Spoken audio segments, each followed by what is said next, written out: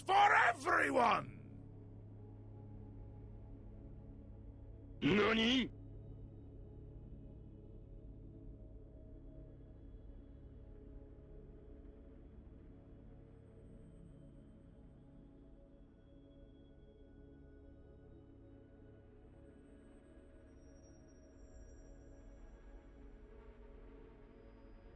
Alright, I return it. Oy vey. I have excellent news. My excellent news is it's been above freezing and kind of sunny the past week or so, which has been nice. Sandwich! Which means my my green onions in my garden have started sprouting again, meaning I have fresh green onions now. That's nice. Also, my rosemary doesn't look like it's gonna fucking keel over and die tomorrow, which is also nice. But I have green onions. Hell yeah, for gardening. All right, well, these are getting done slowly. They currently need about 100 power. They seem to be going from the top to the bottom. Means it's gonna need quite a bit more power. Well, we'll keep following them as they put stuff together. Doing pump stacks and stuff like this is some of the most time-consuming things you can do in DF. What kind of onions do you grow? I have just tiny green onions, but I also have Egyptian walking onions. It's the walking onions that just started sprouting. The walking onions are kind of hilarious. If you haven't seen Egyptian walking onions,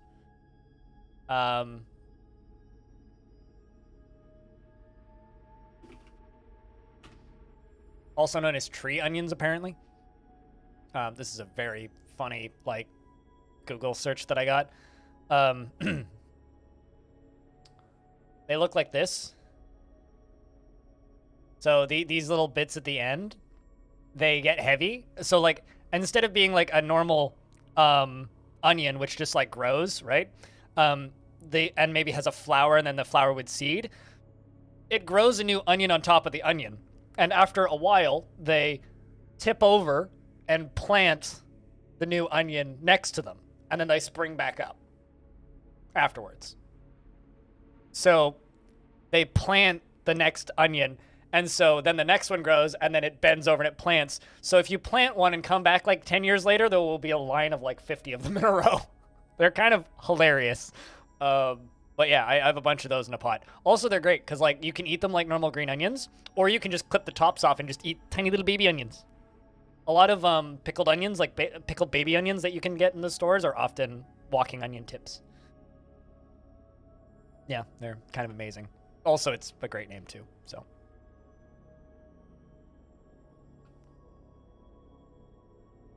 But yeah, you can get, and the nice thing about walking onions is because they sprout out the top, they are extremely easy to replant. So you can just have one, and it'll sprout up, and you'll get a bunch of little bulbs off the top, and you'll get 5 bulbs, and you'll just plant the 5 of them, and they'll sprout out, and within a year you have 20 of them. So they're super easy to plant, super easy to take care of, and they're hilarious. Yeah, big fan. Anyway, we are still working on, as we've been working on since the start, we are still working on this wind farm and pumping water up the side.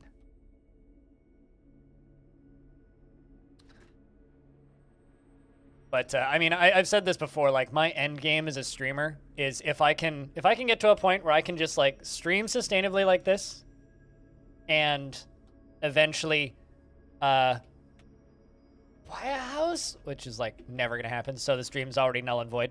Buy a house, and I just want to have a big fucking garden with chickens, and bees. That's all I really want. But is that too much to ask for? Where did I find it?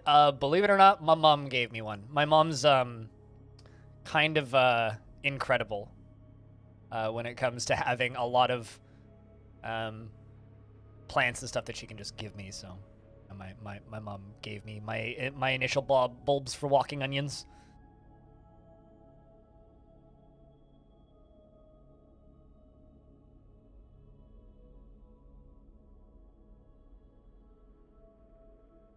Also, it looks like my bloody beak dogs. I did tell them to dump them, but they just kind of didn't. And did they ever train that other skink? Grey giant skink, goblin beak dog. There you go. Well, at the very least we have 2 skinks, so they can be friends, I guess.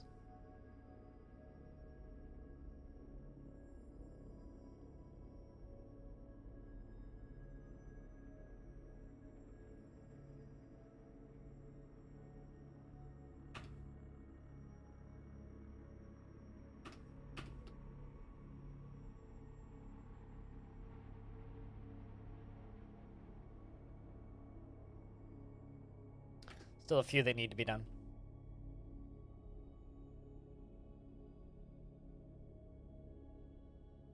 But as far as where do you can get them, you can buy seeds for them online. Most like common or easy to find plants, like you can just get seeds online relatively easily, and that's how I've gotten the majority of mine. Is just like, well, seeds online, seeds online. Is either seeds are online or my mom got seeds online and then gave them to me. But they grow super easily. They don't need a lot of light either. They also, oddly enough, even though they're originally from Egypt, don't really care about getting frozen. Like, it's kind of funny. Nowhere has them. I don't even know what that is. I also have this kind of advantage where I have this neighbor who lives across the way from me. And he's a rare plant collector, which is like not something you hear every day. But he's a rare plant collector. He collects rare plants, and sometimes, like if I'm having trouble finding something, I'll just be like, "Yo, any idea where I can get X thing?" And he'll be like, "Oh, you can get it here or here or here." And I'll be like, "Sweet, thank you." Let's just use nice blocks and see if that ceases that issue from being an issue. Granite block. Block. They might still just get stuck. I need to... Dwarves have a very nasty habit of getting themselves stuck in these.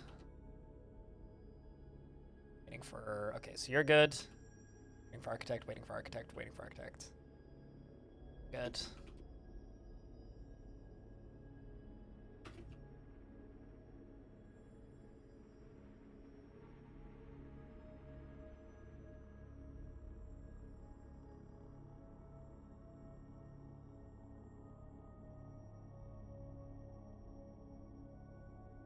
Sounds like a great person. He's an interesting person. I don't know him very well, but he's pointed me towards some plants that I've had trouble finding, so.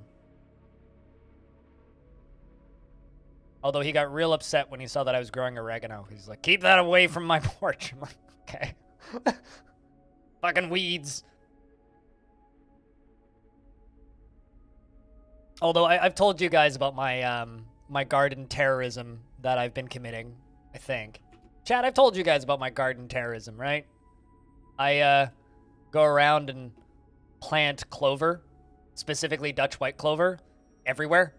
I have a big old bag of seeds, and I distribute them in places that don't have much in the way of bee-friendly flowers, for the sake of the bees. So I consider myself a gardening arsonist, just going around like planting clover for the bees, committing crimes for the bees. You know, it's a worthy cause, I say. Okay.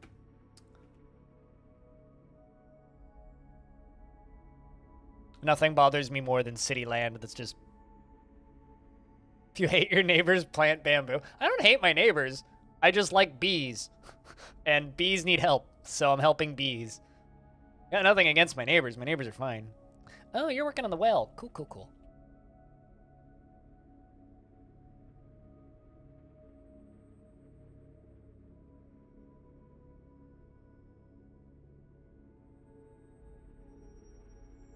Let's just follow dwarves.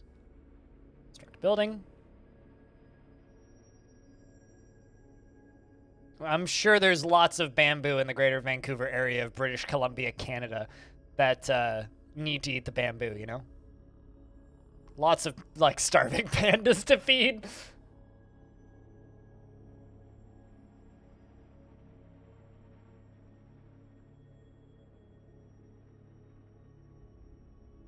And when they have to use safety shoes to cut lawn. Yeah, I don't hate my neighbors. I just like bees, and I only really do it in city property. I don't do it on my neighbor's property. So I go to like public parks and stuff, and like go to areas where there's trees planted that just have dirt around the edges, and I sprinkle little bits of clover in places where it'll grow and be happy, and not really there to cause damage to things. I'm just there to give bees food. I want bees to have food.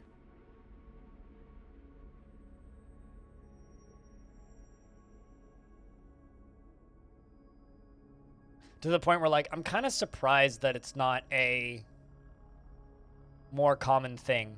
People just trying to plant flowers for bees, but...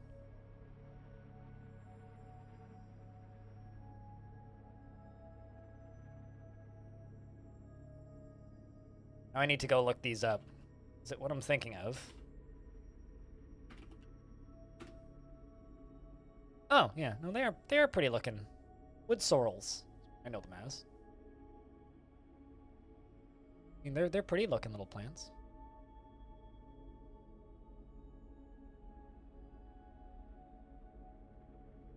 But yeah, I'm very fond of clover. I think clover's nice. It's less of a I'm fond of clover and less of a I want to help bees and more of a I just hate lawns. I think lawns are kind of awful. Genuinely, I think lawns are kind of awful. I think that we as a society need to unanimously cease promoting lawns. Also, good news, ladies and gents, we have wind. Okay. I don't know if we'll have enough wind power to power this thing. But we do have wind. That is good news.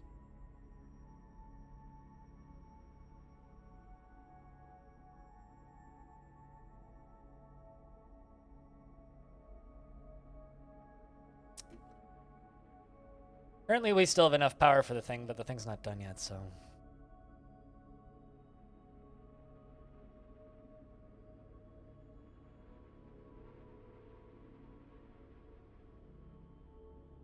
East-west horizontal axle. Need somebody to pull that lever first. Otherwise, this is just going to suddenly start pumping water, and that's going to be a concern. Speaking of concern, how full is this? Hey, we're actually going to, like, be adding on to this before it's finished filling. It's just been spending this whole time filling. Well, that's kind of great.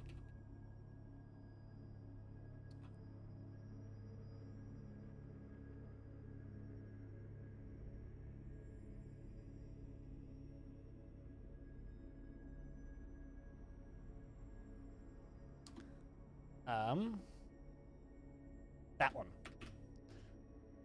Once that lever is hooked up, we should, in theory, be able to,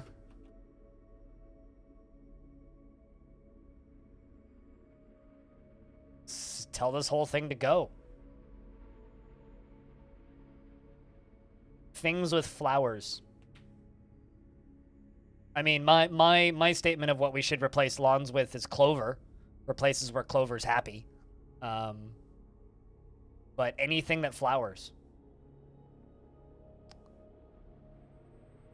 The issue with lawns is lawns are... And this is me being like a political activist at this point. It's like, the issue with lawns is lawns are not natural to the vast majority of places that have lawns.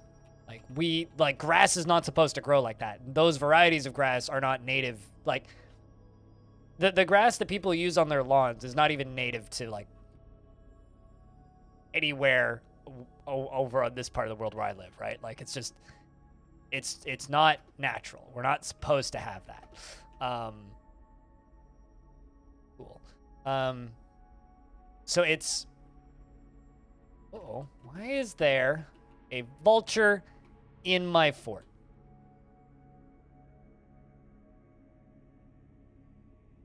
So quite literally, we are harboring an invasive species, which doesn't really benefit anybody. There you go. Get rid of that vulture. Sheesh. And we're using a lot of water to keep grass alive, which, once again, isn't even native to here. Like, it's not supposed to be here. We're not supposed to have grass here.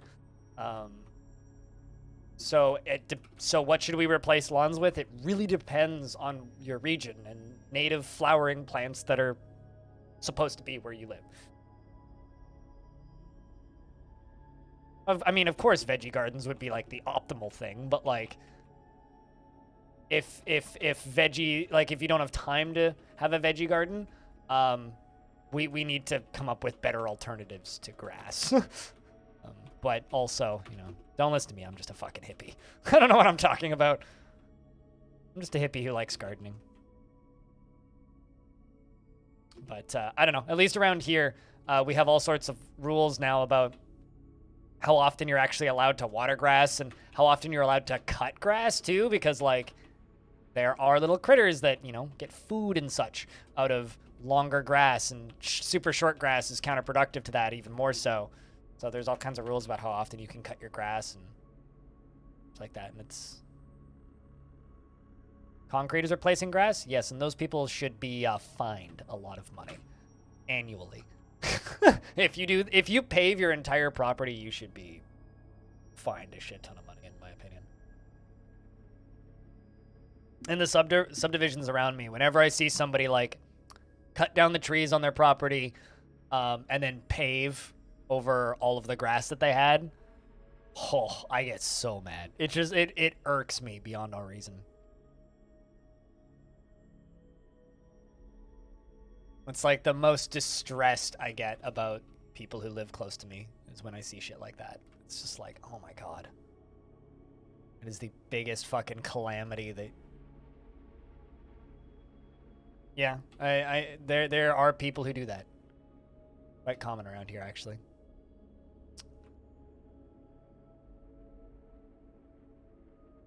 The least acceptable for you solution is a food garden and ground cover plants. You just like grass that's nasty down here. I mean, you live, I don't want to out where you live, but you live somewhere that's like pretty dry and quite warm year round, right, King? So like for you, having a vegetable garden is a super logical thing because like you can do something useful with the space that you have, and also you have the weather for it. It's like here even we sometimes run into problems where it's just like, well, I mean, you can do that, but also stuff doesn't grow 9 months of the year. Really. You have a buddy who mulches every part of his lawn? That's sad. I know somebody who lives in downtown who's a mutual friend. So a friend of he's a friend of mine's friend. I don't know him particularly well. His name's Nathan. He ripped up all of his lawn. Ripped out the gardens because he was given a house by his parents. They gave him this house. He ripped out the lawns, paved the front lawn, and put in large tiles and gravel in the back lawn, just to have extra space to park his trucks. So, you know, like there's lots of people that are very inconsiderate of that sort of thing, and it just kind of sucks in my opinion.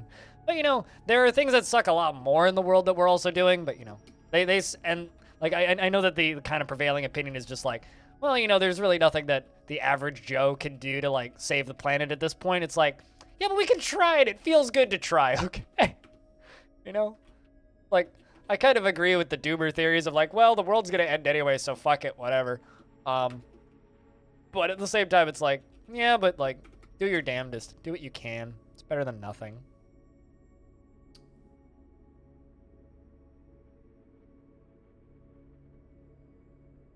If you've flown into LA during the day, you might notice how it blends in with the surrounding desert.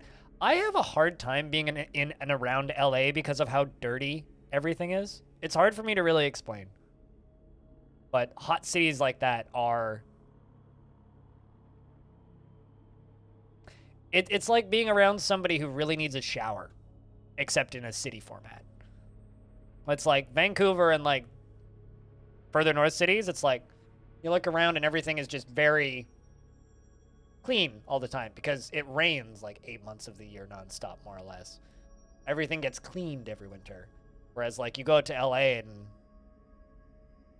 or Phoenix or anywhere in Arizona or Vegas or any of that stuff, it's just like, ah! You want to leave soon? Do you know what area you want to move to, or is it just I want to leave soon, get me out of here? All right, so we're generating 500-ish power.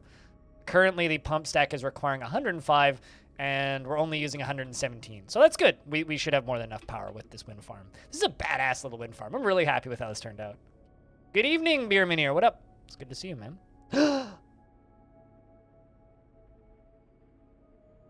Look at that. Look at that job title. Now, that's a criminal. Ironically, not here on the job, though. Wait, are you actually listed as hostile? No, you're not. Interesting. I think it's once again time for us to close the fort down. Tin crows? No, thanks. I don't need any minstrels in the fort.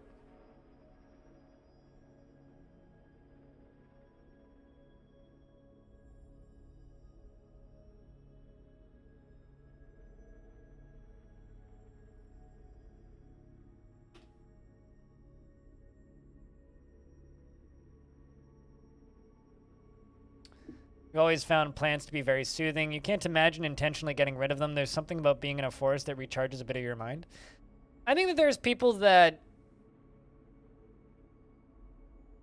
I think it's kind of an upbringing thing. I think if you are raised and conditioned to enjoy nature, you enjoy nature. If you're not raised and conditioned to enjoy nature, it's very possible to not care. You're in Ohio Valley, so when it rains, everything just gets clay smeared, but it is cleaner than before, and the clay is just there instead of other stuff on top of it. No, I mean, like, I understand that, Max and Fit, but, like, you know, Los Angeles, just as an example, just smells like gasoline to me. Like, I can't go anywhere in LA. Everywhere I've been in LA, and I haven't been over all of LA. Like, there's definitely parts of LA I haven't been to, but the vast majority of where I've been in LA just smells like gasoline. And it doesn't go away. All right? And any other very dry, hot cities have always just been like that, from my perspective. It's like, well, this just smells like gasoline or oil or grease or some other rather unpleasant toxic chemical. And it's just very, I don't know, it's hard to describe.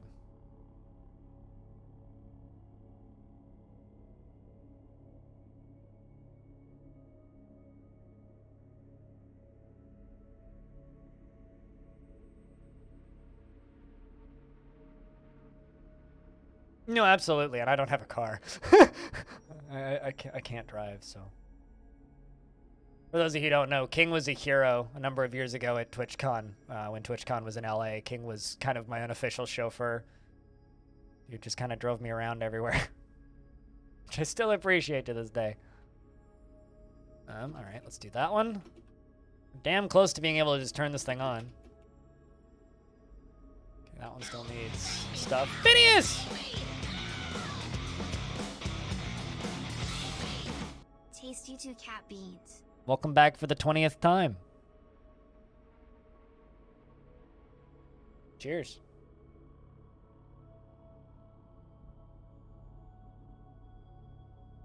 And there we go. Oh no, they canceled that one. Why did they cancel that one? Cancel it.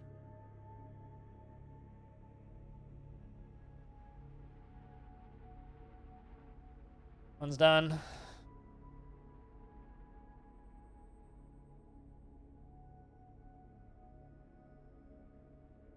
Sound done? Doesn't look like it. That one's still waiting.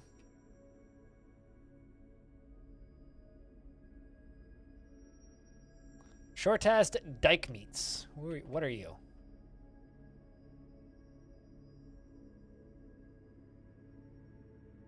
Dwarven Poet. No, thank you. Do not need no Dwarven Poet in my fortress.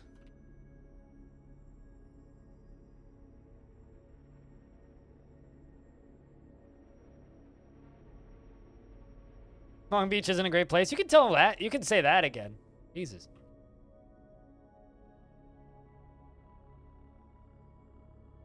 Unless you're going to the university center or the convention center, it's probably not worth it. I think that you could probably say that about a lot of portions of LA. Although I could say that about Vancouver. So it's just like, I don't know.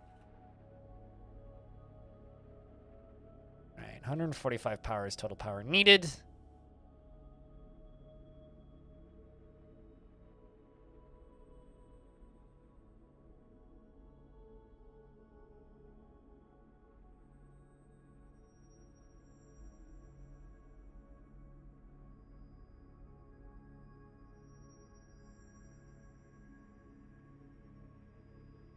So my stream team has a Discord, right?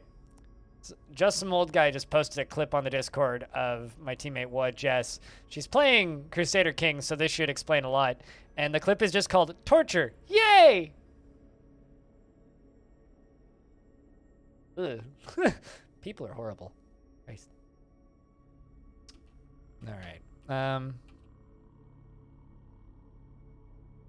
CIA approves this message. All right, so we got this one left. Just needs masonry. It's like a mason is constructing a building, meaning you're probably putting her together.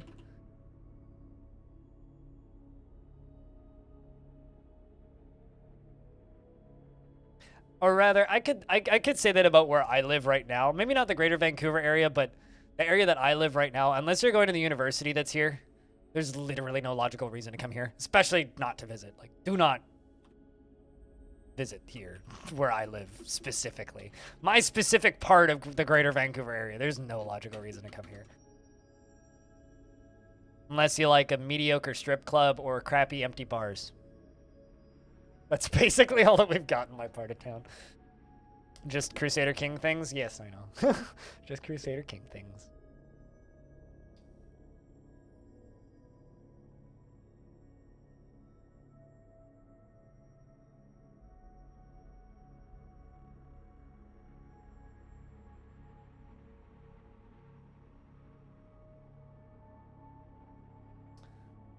Keep getting these very sad emails from my old ISP that are like, we'll give you a deal if you switch back to us. And I'll be like, I'll switch back to you when you can match the speed of the ISP that I switched to. For reference, my old ISP couldn't give me internet that was faster than 75 up, or 75 down, 25 up. And my current ISP has given me 1500 up, 1500 down. So until they can match that, they can suck it. Because I'm sticking on this.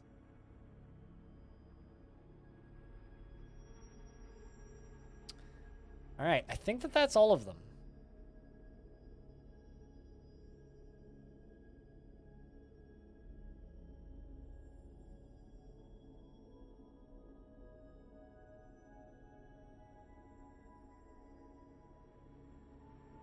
And there we go. So it is all of them. We just need to wall off that tiny little piece at the end,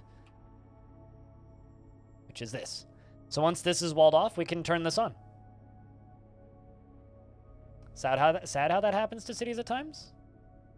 I mean, my part of town is like quiet, and I think that's okay. I think you need like quiet suburbs everywhere. It's not that like this part of town is necessarily bad. It used to kind of be pretty bad. It's more just like the sad part about the part of town that I live in right now is we are in the middle of gentrification. And I kind of like it the way that it is right now. I kind of like it being quiet. I kind of like having to like go out of my way a little bit to get to nightlife and whatnot. But in a couple of years, it's just gonna go kerthunk, and prices are going to skyrocket, and they kind of are already. And it's just going to suddenly become completely insufferable and difficult to live here, but now we just need to wait for a dwarf to come along and pull that lever, and we have a pump stack.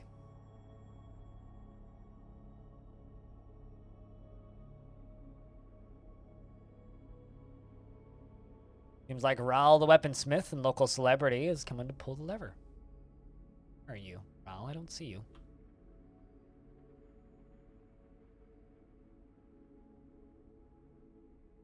Oh.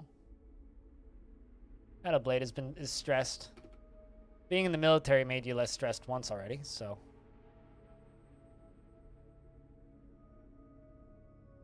All right.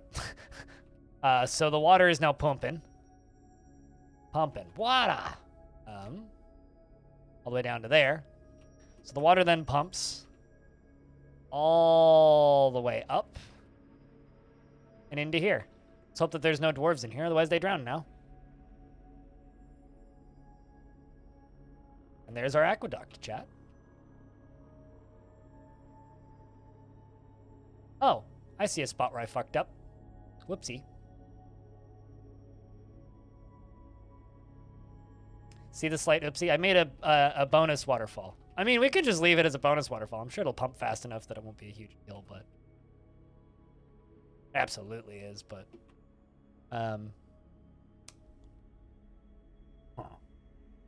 Well, I should probably pause this for a second and fix it, because I missed the top bit. So let's pull the lever again.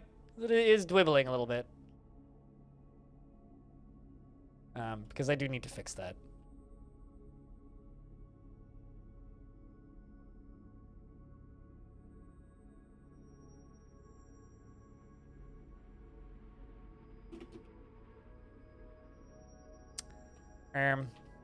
Anybody want to pull that lever?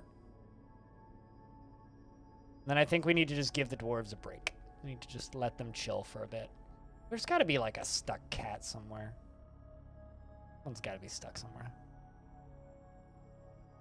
Kind of ridiculous.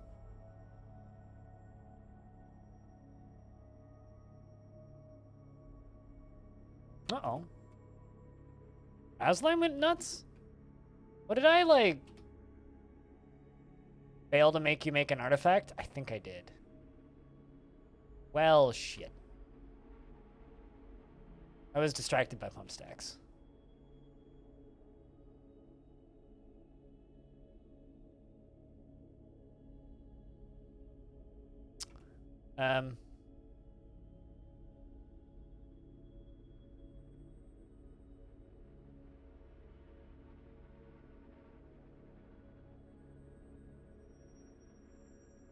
Yeah, I heard about that Jurassic Park is making another movie, but you know, money, money, money makes the world go round, right?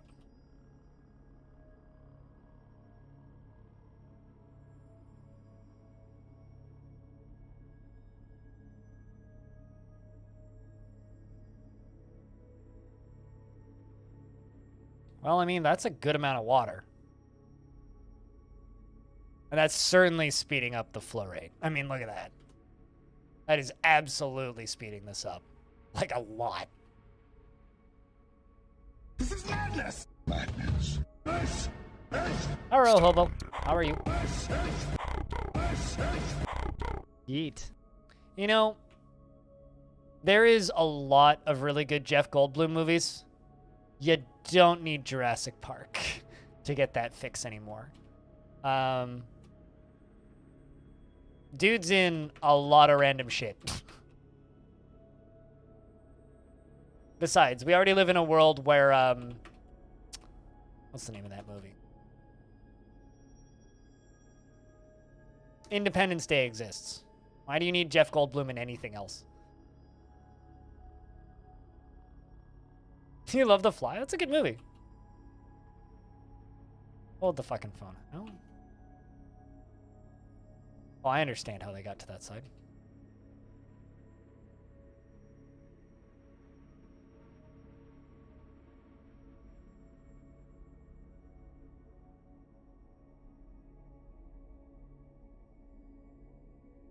Don't believe I said fly too.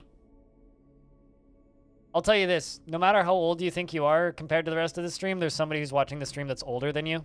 I'm not going to out who the oldest person who watches this stream is that I know of, but unless you're like 3 decades retired almost, there's somebody older than you that watches this.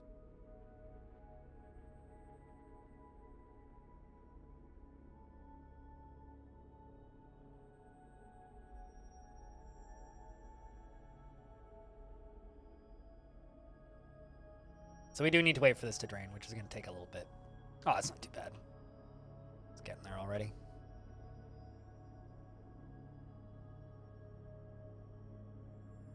You're 42, what up?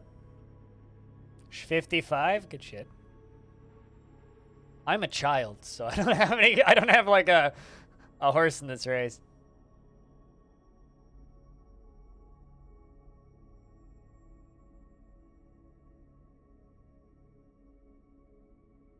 Unless you look like this dwarf, someone's older than you, yeah. You're 40, you think? You think? You lose track? Stop counting?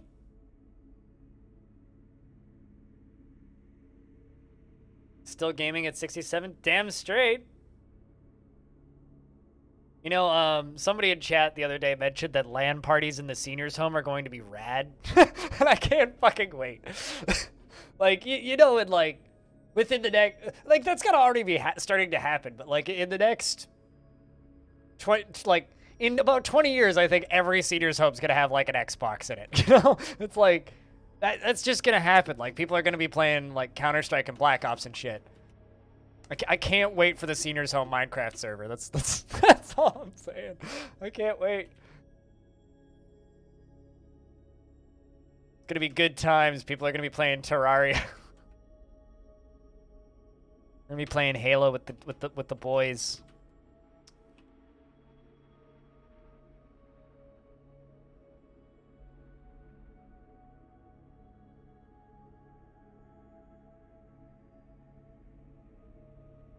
All right, there we go.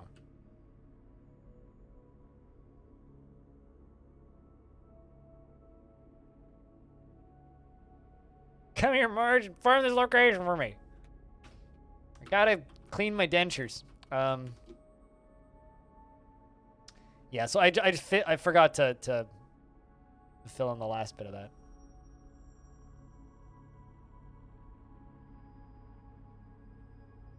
From a lifetime of training.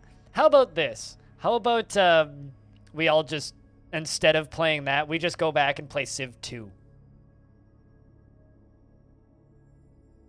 90-year-olds rushing through Diablo 2. Yeah, exactly. It's just like, I gotta be first to 60 for this week.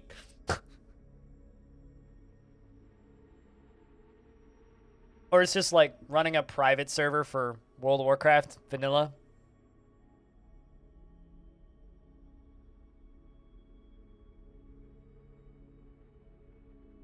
I mean, I'll tell you this. I'm 27 stone and I can't even play Call of Duty or Counter-Strike anymore, so I could mostly play Halo. Halo's still doable. I'm not any good at it anymore. I was really good at Halo Infinite for like 3 days, and then everybody else remembered how to play Halo, and then I remembered that I'm actually really bad at Halo. Which was a fun couple of days, I'll say that much.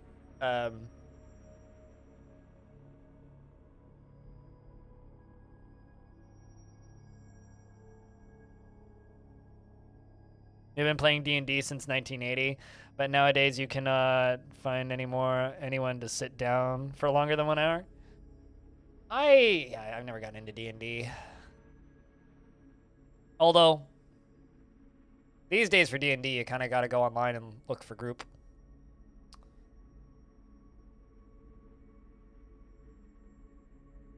I was talking with a community member relatively recently on Discord, and he was saying that his D&D group is spans 4 generations because it's grandpa, grandma of this family, mom, dad of that family. Oh, sorry, 3 generations. Mom, dad of that family, and then their 2 kids that are like 13, and then my friend who's like 30-something-ish.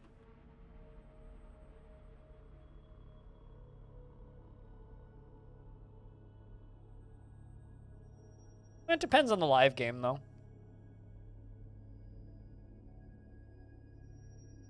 Can you share a really cute Reddit post? Yeah, sure, go ahead. Assuming it's not like really cute as in really cute might delete later and really cute as in like, you know, cat doing something cute. What? In custody? Violation order? Oh, did I not make a thing? Crap. Flowey. I'm just kind of ignoring my mayor. And just keeps putting people in prison.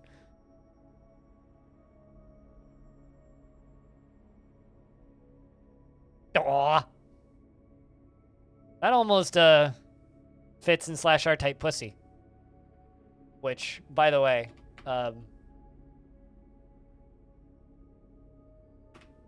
is the best subreddit. It's safer for work than you might think.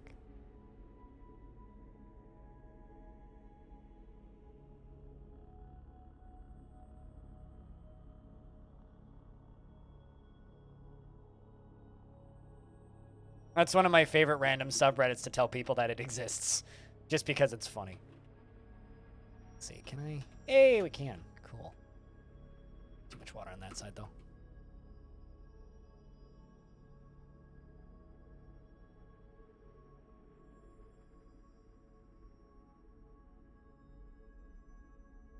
That's like maybe top 5 dumb subreddit names that I adore.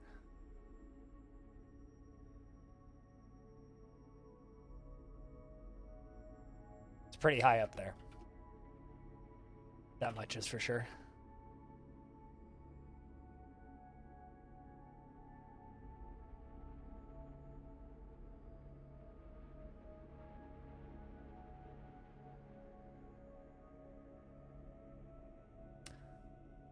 You mean the Superb Owl subreddit? It's great, yeah. I'm just sad that the, what do you call it? Potato salad kind of died. /r potato salad was also great for a really long time. It was just, John Cena memes. But, well, John Cena went all pro-China, and it kind of died around that point. Like, oh, well, man, these memes aren't wholesome anymore. But just got kind of annoying. I think it's still up, but they may have locked it. And then /r John Cena was all about actual potato salad. All right. See if my mayor can do the very dangerous job of not falling and instead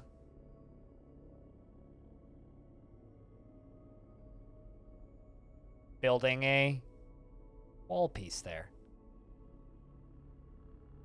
What do you think, chat? Do you think he falls? They pulled in the /r trees. /r trees is a great subreddit. I love that subreddit.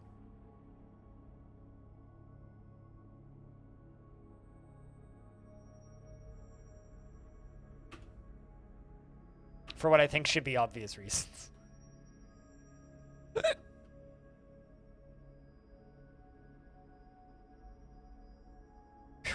Nobody fell.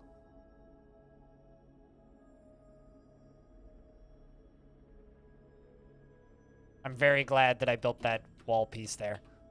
Or those floor pieces there.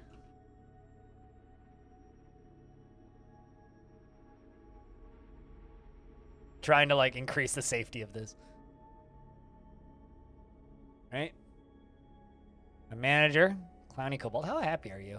Bored after being unable to practice the craft for too long. This is a very weird dwarf. They just, like, don't get happy about anything. They're just interested and they feel empathetic sometimes, but they, like, have no concept of happiness. Yeah, I know, it's great. What's funny is, like, they didn't even get, like, /r marijuana. It's just /r marijuana enthusiast. Also, Hobo, have you had a chance to try that game? That model making game at all?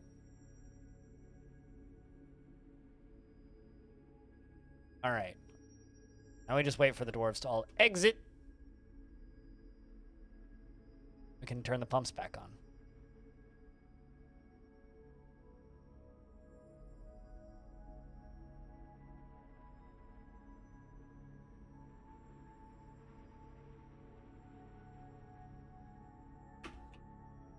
Hey, look at this. We caught a bunch of rhinos.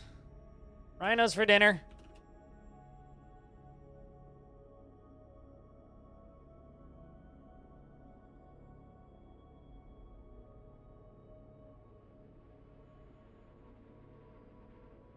Well, now we can turn that back on. Yet? Alright. Well, curious to know.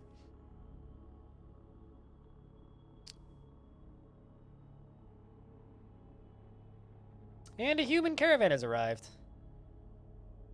I like that the wagons are still just bypassing because I can't get to my site. Alright. Shared info with your grandpa who loves building model cars. Thanks for letting you know about it. Well, I mean, I haven't played it, so I just saw it. I don't know if I should get too much credit for that.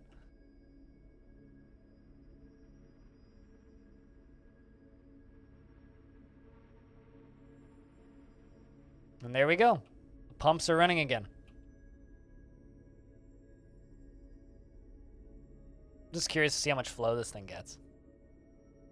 Significantly more now that it's not all falling off the side of that. Here comes the water. I love the way the flowing water looks. I don't put the numbers on it because, like, you can actually kind of tell how deep it is based on the way it looks. It's just so cool.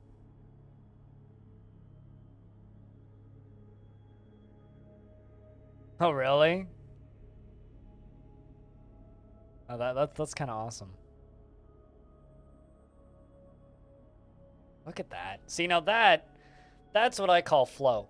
That's a hell of a lot better than the little drizzle we're getting from that creek. This is going to fill this so much faster. I mean, look at that. This is the layer that's filling currently. But that's the speed at which this is filling now, which is significant improvement.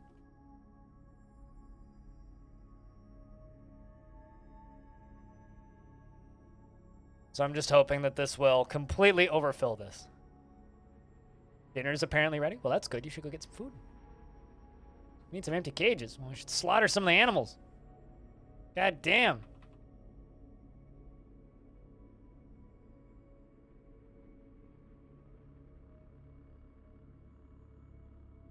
Raz has been found dead. Reason dehydrated. Rest in peace, Raz.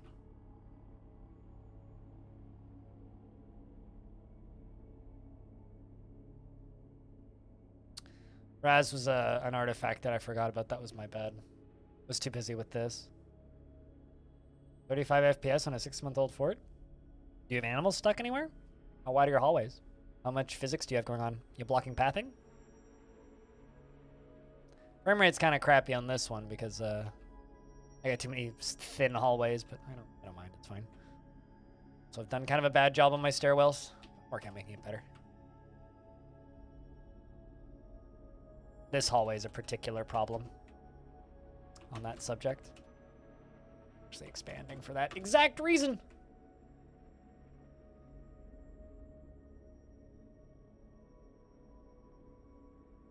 Does it make a waterfall over the aqueduct if you leave the pumps running? No.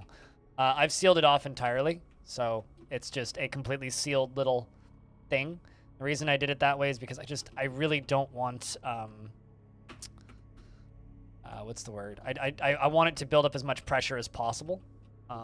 And if it can flow over, it won't build up pressure. Yeah, it's already filled up that layer. It's filling up the next layer now. It's this one. It's filled up this one already. Like a couple seconds. So now it's on this one. Much faster. I mean, it's not a good vid on maxing FPS. It's a video on like a few tips on how to fix potential FPS death. It's far from a comprehensive thing. I mean, temperature fluctuations are a pretty common frame rate damager, but there's no way of fixing that. The way the game works. But there are some methods of fixing it. And Astos says, on behalf of the Merchants Guild, let me extend my greetings to your people. There's much to discuss. Interesting. You're sending the Merchants Guild leader now.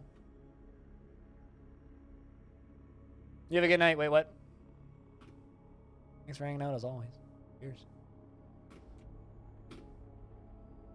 On behalf of the Merchants Guild, let me bid farewell to you and your stout dwarves. Fuck yeah, mate. You know, we're gonna need to give this puppy a test run at some point, aren't we? Problem is the second I give this thing a test run, it's gonna get real muddy. Uh-oh. Hold up.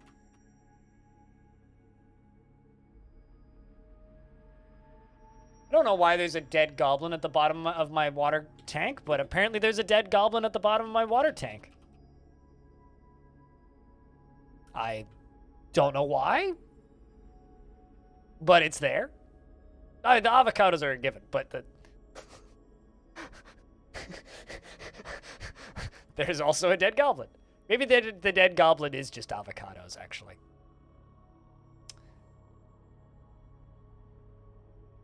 Adds flavor. Gotcha. Yes, it adds a little natural musk to the water, right? Out of the creek and into the whoosh. Anyway, this is almost full already. It's like just past half a layer done. So instead of taking like a year to fill, it'll fill in like 5 minutes real time now. It's called filter water. We're actually filtering the water, believe it or not.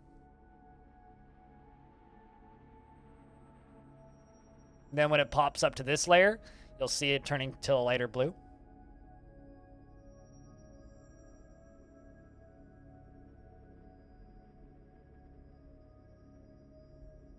Because right now we're looking at water that's one layer beneath where the camera's looking. And then right about now when the ripples hit the top left, it contains your daily dose of vitamin G. Vitamin green is best vitamin. And then there it goes. Look at that. Best thing about growing plants is how excited you are to see when they're going to be like a year or 5 years from now. Yeah. Also give me somebody to talk to. Kulbach, the wrestler's been elected mayor. Would you look at that? We have a new mayor. Kulbach, unfortunately, I'm going to have to remove you from the military, though.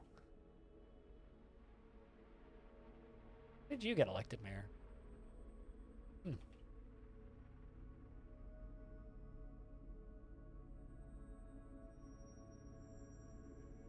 Because if you're mayor, you're not going to have time to be doing anything except for your mayorly duties. Also, McF. I'm not sure if Mike F is still here, but it's that couple.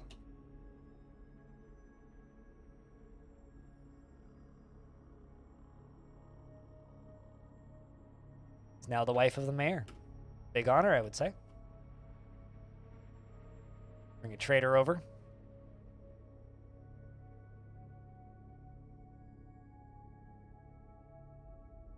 I hope we get a siege so I can test this whole thing.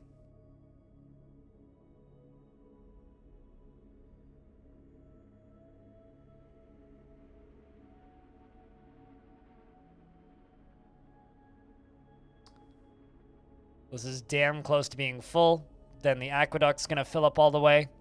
Then eventually it'll stop pumping. And then when that happens, we're as high as we can possibly be.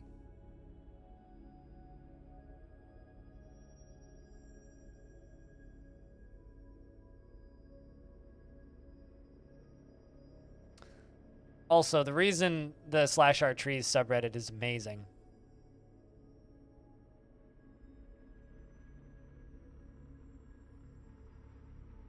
Find that image. Where did I post it? I know I posted it somewhere. Maybe I didn't.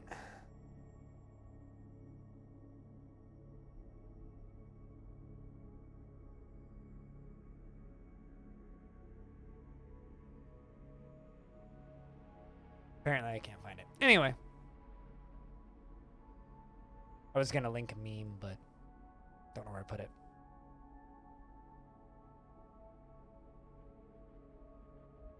How full is this? 7 of 7. All the way along the top. 7 of 7. 7 of 7. All right, so now it's just building up pressure. Considering this layer is not quite full yet.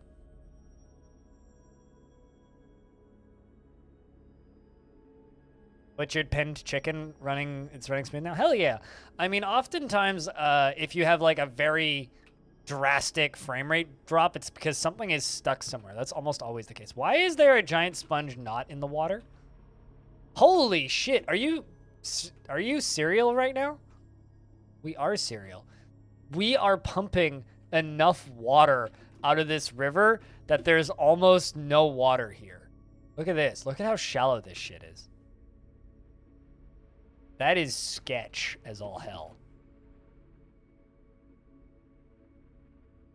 Huh. The dwarves could actually walk into the river.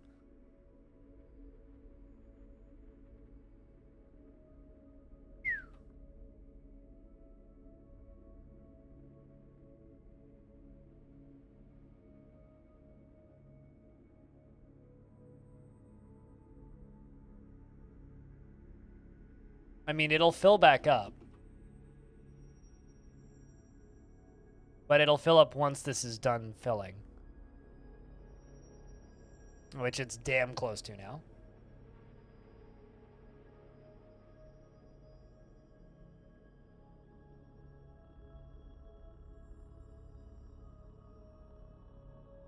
Right now it's just kind of a wave pool. Hypothetically, yes, but in practice, not really.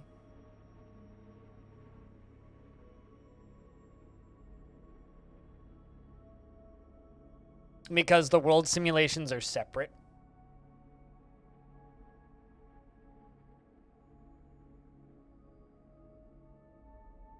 Who lives in a puddle and open air? He'll put the water back eventually. Oh yeah, for sure. I mean, it's gonna come blasting out of the side of this cliff face, like right here too. Which I'm very excited to test. I'm kind of hoping I get to test it today. But I don't get to test it until, you know, we actually have baddies to test it on. So I need to get raided. I need someone to come and fight us. Ooh, you brought a black bear? And a black bear.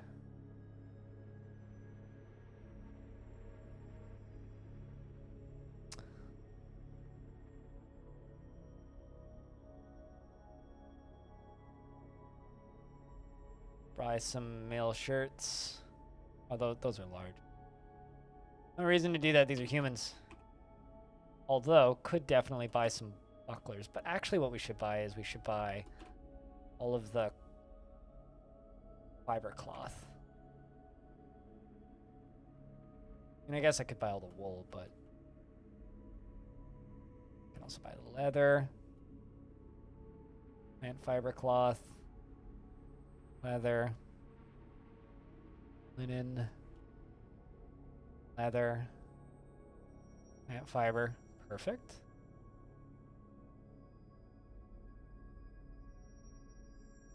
So buy some meats, why not? So buy some fish.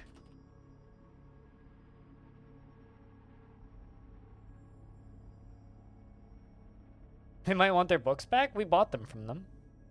Oh, the books that those were legitimate salvage. I don't know what you're suggesting. Stop accusing me of crimes I definitely didn't commit recently.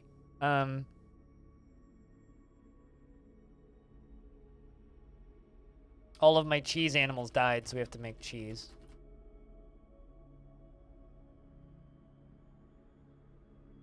I'm gonna buy all of these books. Monastery for the beginning practitioner. Oh, nice. Understanding the work came. Parchment scroll, some splints. Big cheese. Oh. Yeah, am I asking for too much?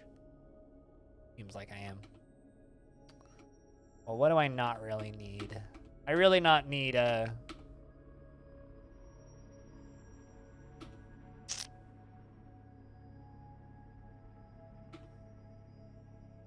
really don't need those anvils.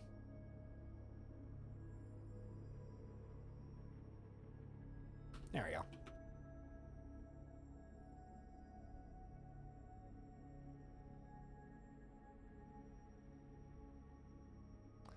Gray Rhino's been trained. We need to fix the frames in this fort. I've kind of fucked it up.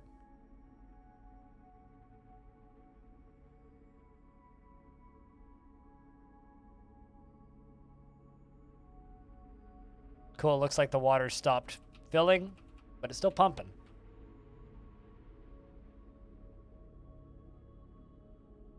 So this is hopefully built up a whole bunch of pressure, so when I pull a single lever, it should fill this whole thing back up. Oh my god. Something. Why, Dwarf, stop what you're doing?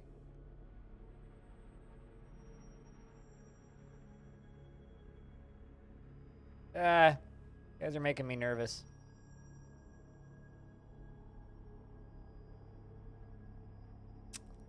Of course, they're all running over here, you know?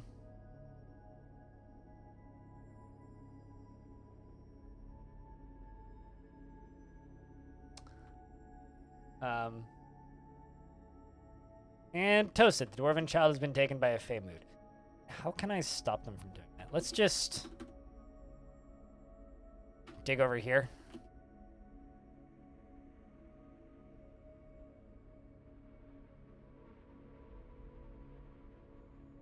So that they stop running out into the water.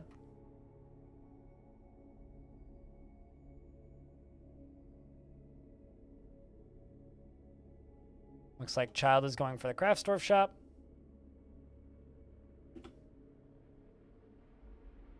I know why the frames are so bad. It's because they're crossing that river.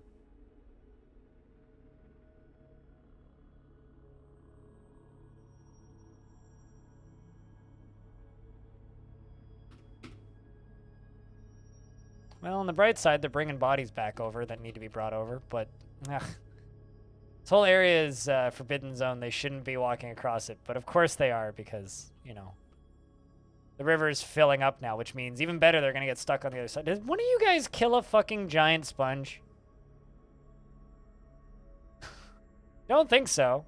What killed that giant sponge then? Why is there a dead sponge right there, guys?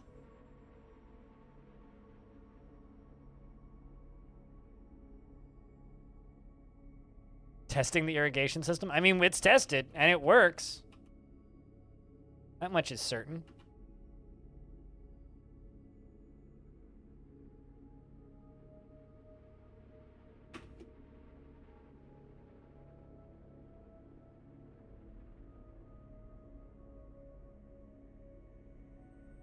Stray rhinoceros has been slaughtered? Hell yeah.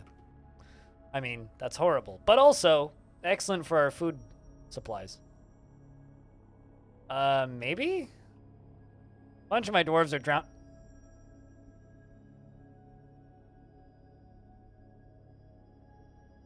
Hold on, what? What is happening right now?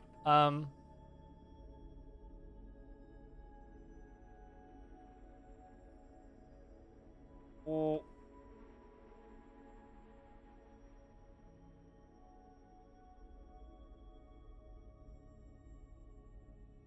what?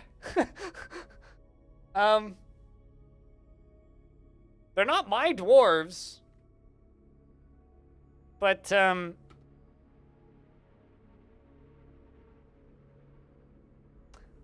think we just witnessed a ritual suicide. Anyway, a child has begun a mysterious construction of lead bars, rambutan logs, and cave spider silk, but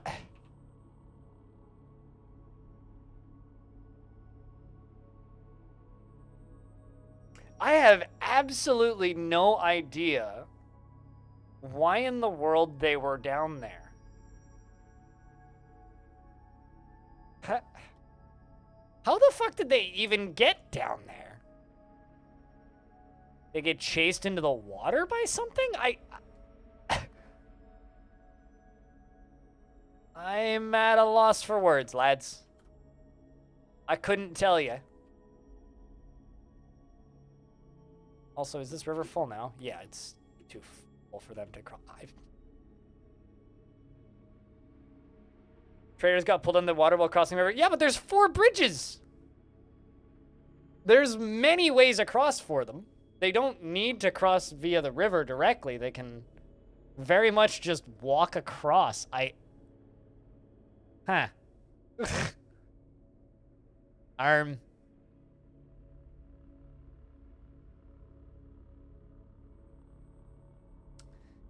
Oh well, I mean, Well, that helped the frame rate quite a bit. There was a dwarf stuck on top of this. Anyway, whatever. This area up here, it needs to be prepped. Also, if we end up at war with elves in this fort, I don't mind. I'm assuming they'll warn us first. They may or may not, but hoping they'll warn us first.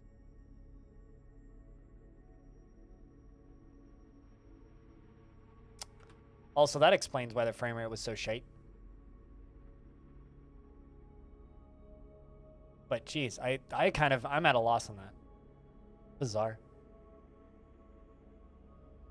Also, chat, we're a little lurky at the moment. If you're lurking in the channel, can I just get a round of beers? I'm just curious about how many people are listening to the stream currently.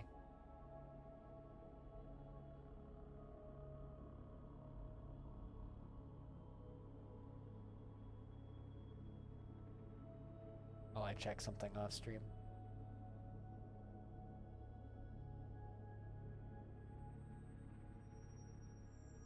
Does that hurt relations or create ghosts? That I can neither confirm nor deny. I don't know. I mean, usually those are neutral parties, so I don't think so. It's still odd. Imaginary beer emote? Well, here. The beer emoji works. And just the word beer works, but also HS Cheers works, which are both free emotes that you definitely have access to. The child, Tosid, has created Alotharud Sadus Budram, a rambutan wood scepter, and claims it as an heirloom in the name of the family Hamcester, Ozal Archward. And it is a rambutan wood scepter. All craft store is of the highest quality. This is studded with lead and decorated with rambutan wood. This object menaces with spikes of cave spider silk. Very boring. Good for you, child, I mean. Great work. We're all very proud of you. Mm-hmm.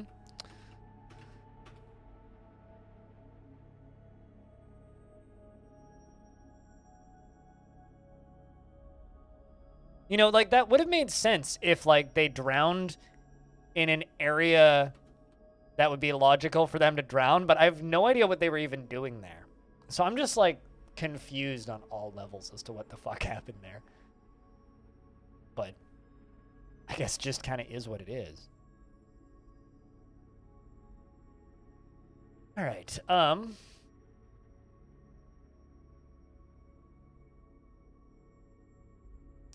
think now is a time for us to send out a raid. We're gonna go raid Weblack.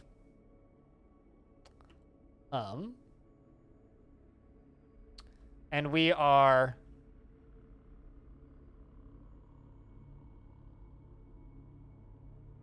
only going to take important treasures, which there isn't many. Here they go. Go raid Weblack. Them webs be lacking.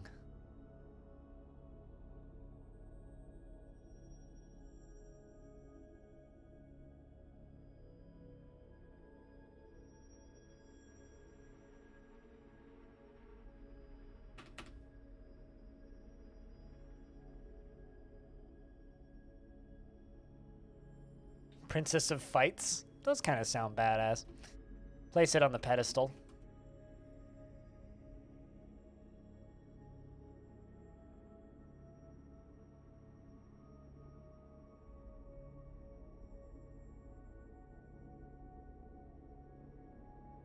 Also, frame rate totally fixed itself once I sorted out that river problem and expanded the width of this little hallway here. So that's not what I want to do.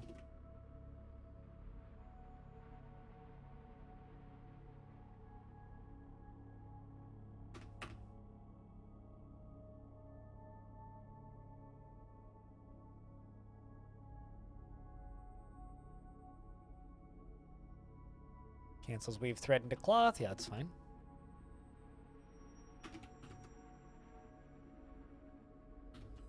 What's your clothing look like? You need new caps. Hoods. Make 50 silk caps.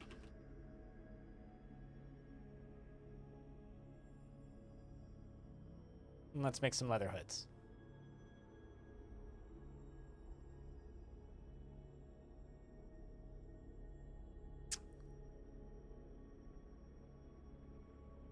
I think it's pretty safe to say that this whole... Oh, there's another goblin in there. God, like, they literally, they willingly just, like, walked down there. Like, I don't even... I'm so confused by this. Yeah.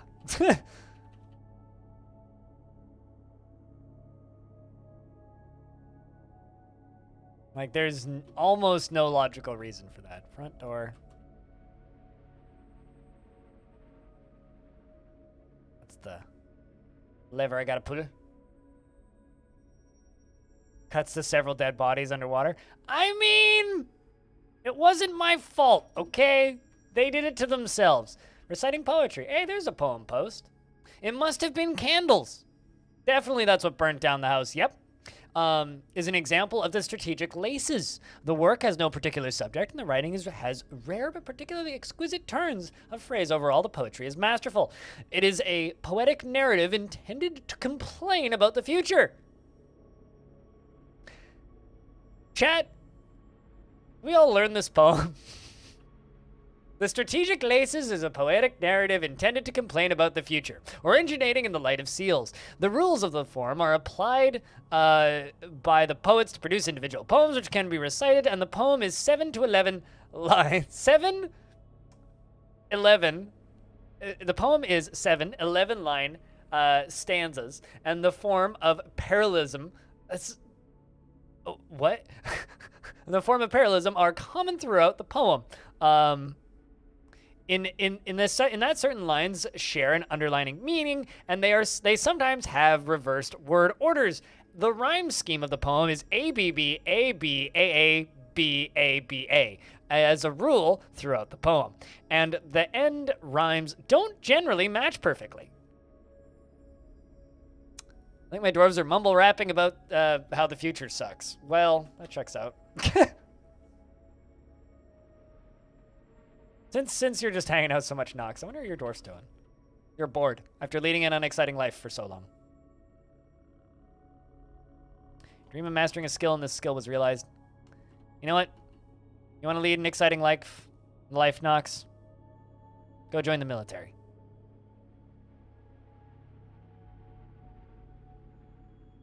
Did Tarn hire a poet for the implementation of that? What, that, like the generated poems? No, he just read about poetry for a bit. They're lamenting not even bothering to rhyme? Pretty much, yeah. Also, can I say that this library is wonderful? Just a cool looking little library that I built. Very pleased with it.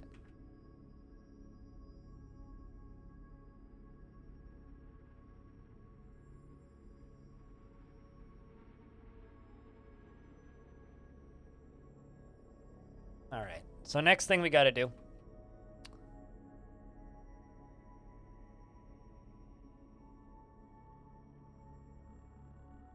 We'll see you later.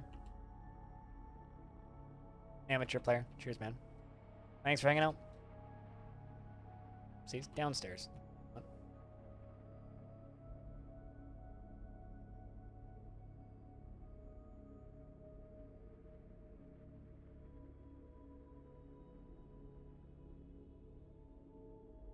Please be building bedrooms.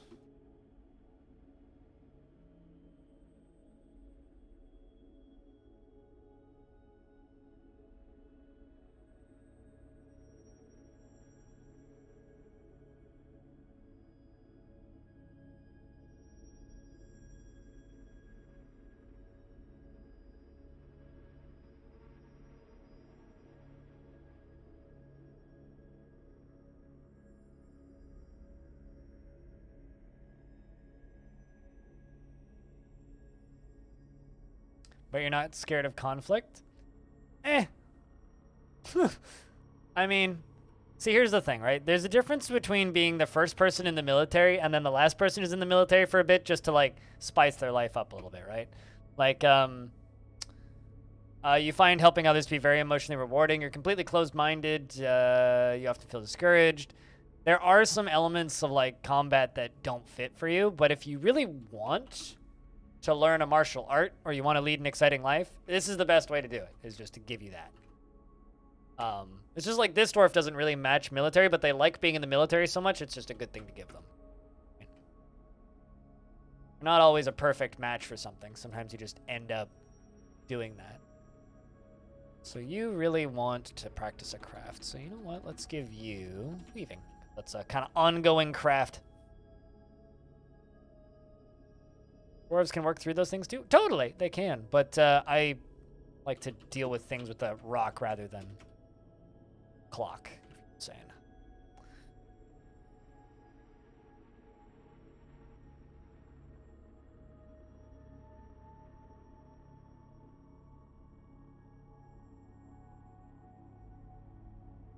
I'm not going to keep you in the military for too long, just long enough that you are happier with your situation. Because, see, you're very happy about this. We don't want you to be bored. Or if being bored is a bad thing. Besides, this fort is going to get very exciting sooner rather than later.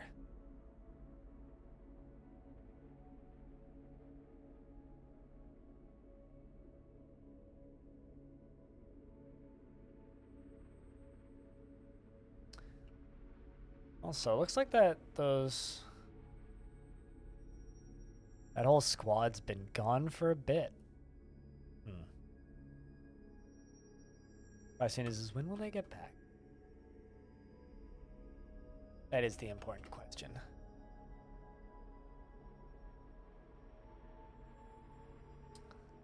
I'm also going to make a rather long room right here.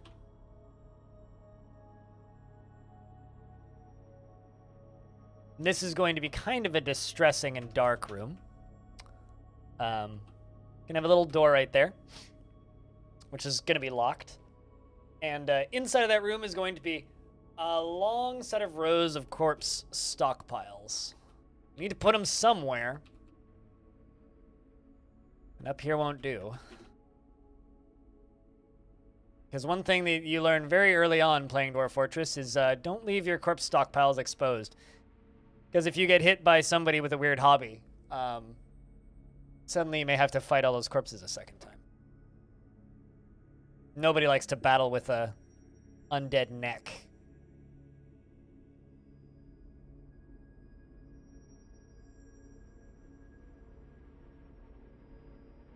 Well, I mean, maybe somebody does. I don't like to do battle with an undead neck. Ah, speaking of. Mission report. In the midsummer of 162, the Crimson Pulley slipped into Weblack undetected by the torrid seducer of hate. Of the hate of praises. The torrid seducer of the hate of praises. That's a very long title.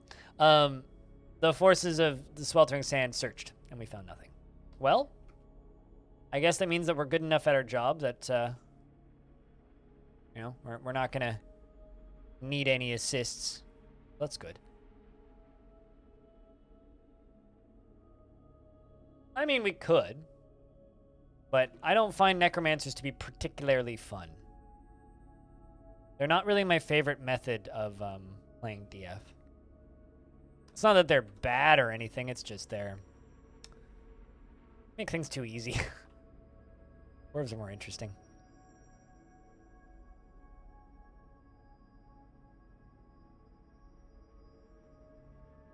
Here comes the military. All right. Let's, let's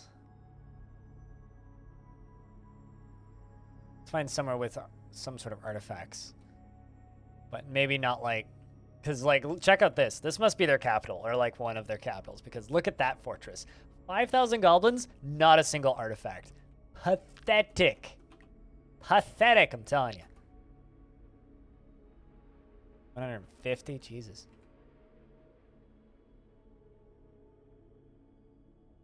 Do we understand Troublesome? Nope, but I'm going to take it from you.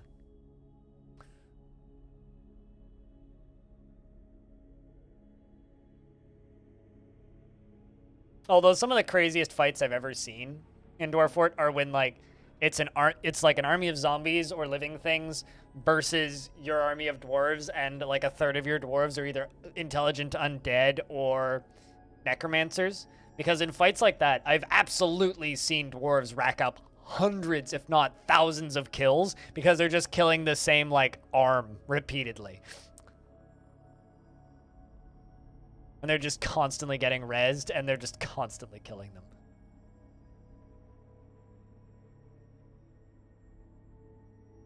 Some more migrants have arrived. Hello, you.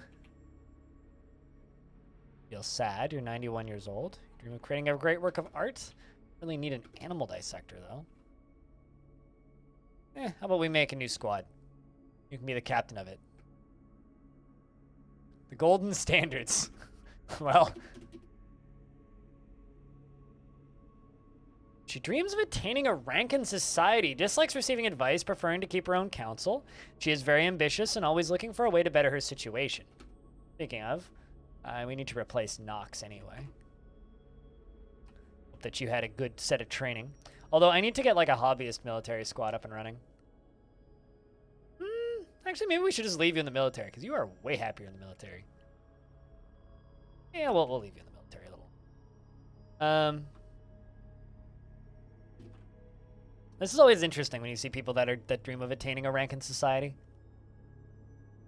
Of course, if anybody else would like a dwarf, just shout.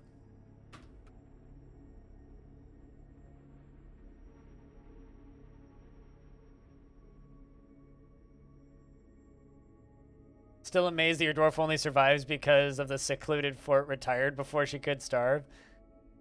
I'm shocked that dwarf is still alive, too. You're going to sleep. All right. Well, you have a good night's sleep. Cheers, Pink.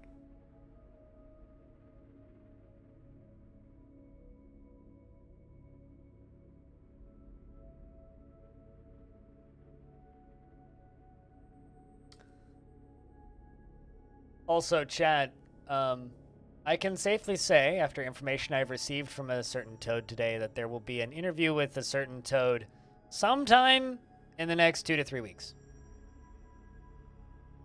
So to those of you who like the Tarn Adams talks,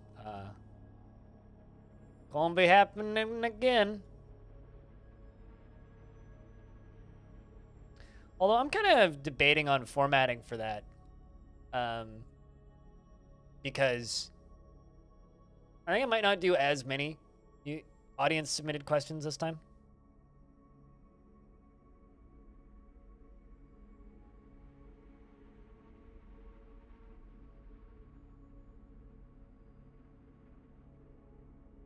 But we'll see how it ends up going.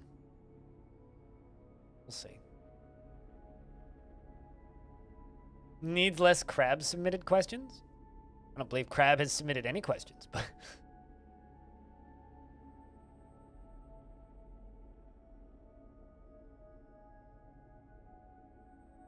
Oh, that 10-parter was rough? Oh, no, I'm not talking about the, I'm not talking about the Future of the Fortress posts. Those are just a monthly thing that Tarn does, which I just read. No, I'm talking about, like, having Tarn on my stream directly. I've done it 6 times in the past. So, like, it's something that we've done quite a bit on this channel. And we'll be doing more of it.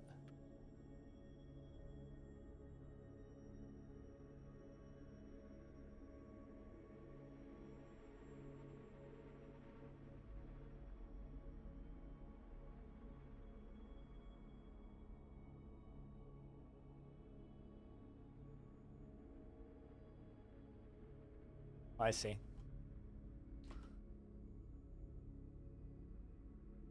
Yeah, he comes on the stream once every 3 to 4 months. And I pull my YouTube channel usually and get a bunch of questions. And then we talk about Dwarf Fortress for like an hour and 20 minutes on stream. I upload it to the YouTube channel after.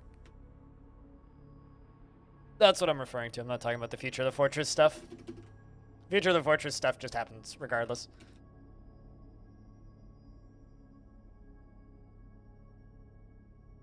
Although Mr. _ Crabman has indeed submitted a few questions to Tarn Talks I've done. This was the most recent one.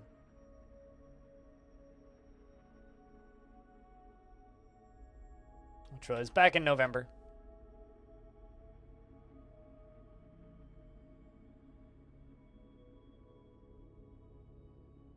But yeah, we're aiming to do another one when the, or around the same time as when the roadmap is released. That's what we're targeting. Let's just do this.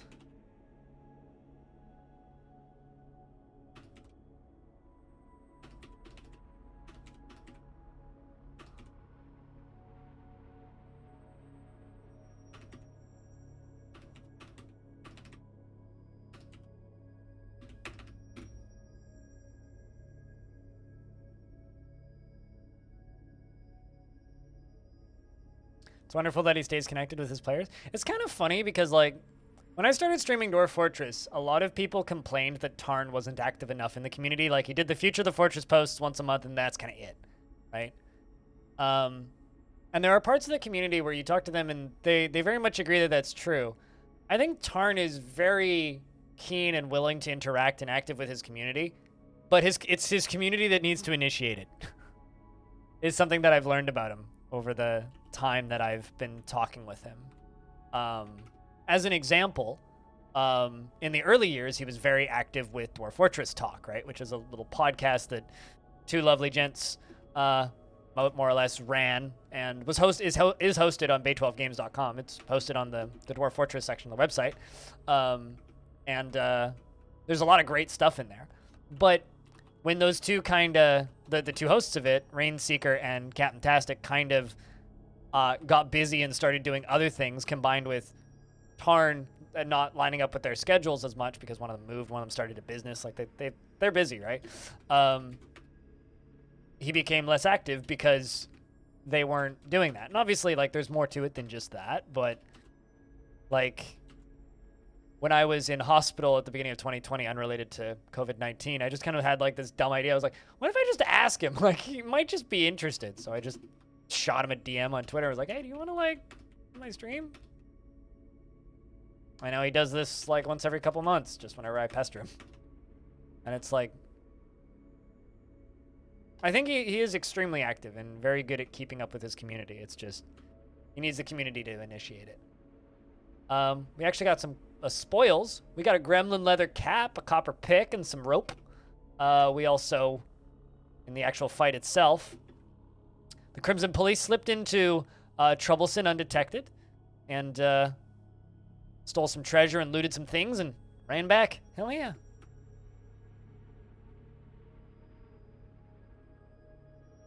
Not a tribute. Not a tribute. Don't worry. Not a tribute. Definitely just spoils. It's okay, Stone. You're all good.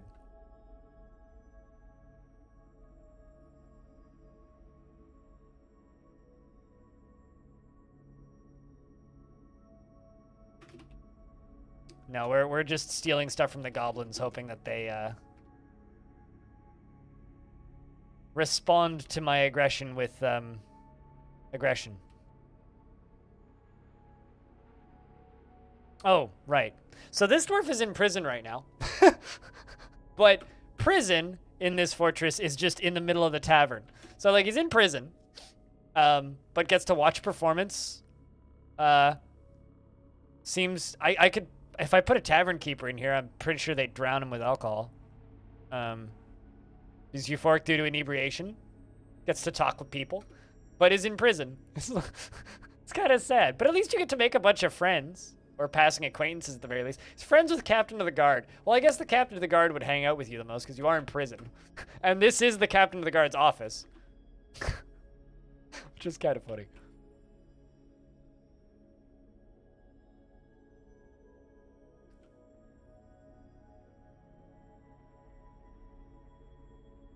We seem to have killed a monitor lizard. I wonder what the resolution on that monitor lizard is. Alright, well, we got a bunch of beak dogs, so we shall eat those. And... man. Wish I could catch a lady giant skink. You have the Tarkov purchase page open? Let me ask you a question. Why? Why do you have the Tarkov purchase page open? Who's trying to coax you into making that decision? As somebody who owns Tarkov, I can tell you this, Hobo. That game was a waste of fucking money. Because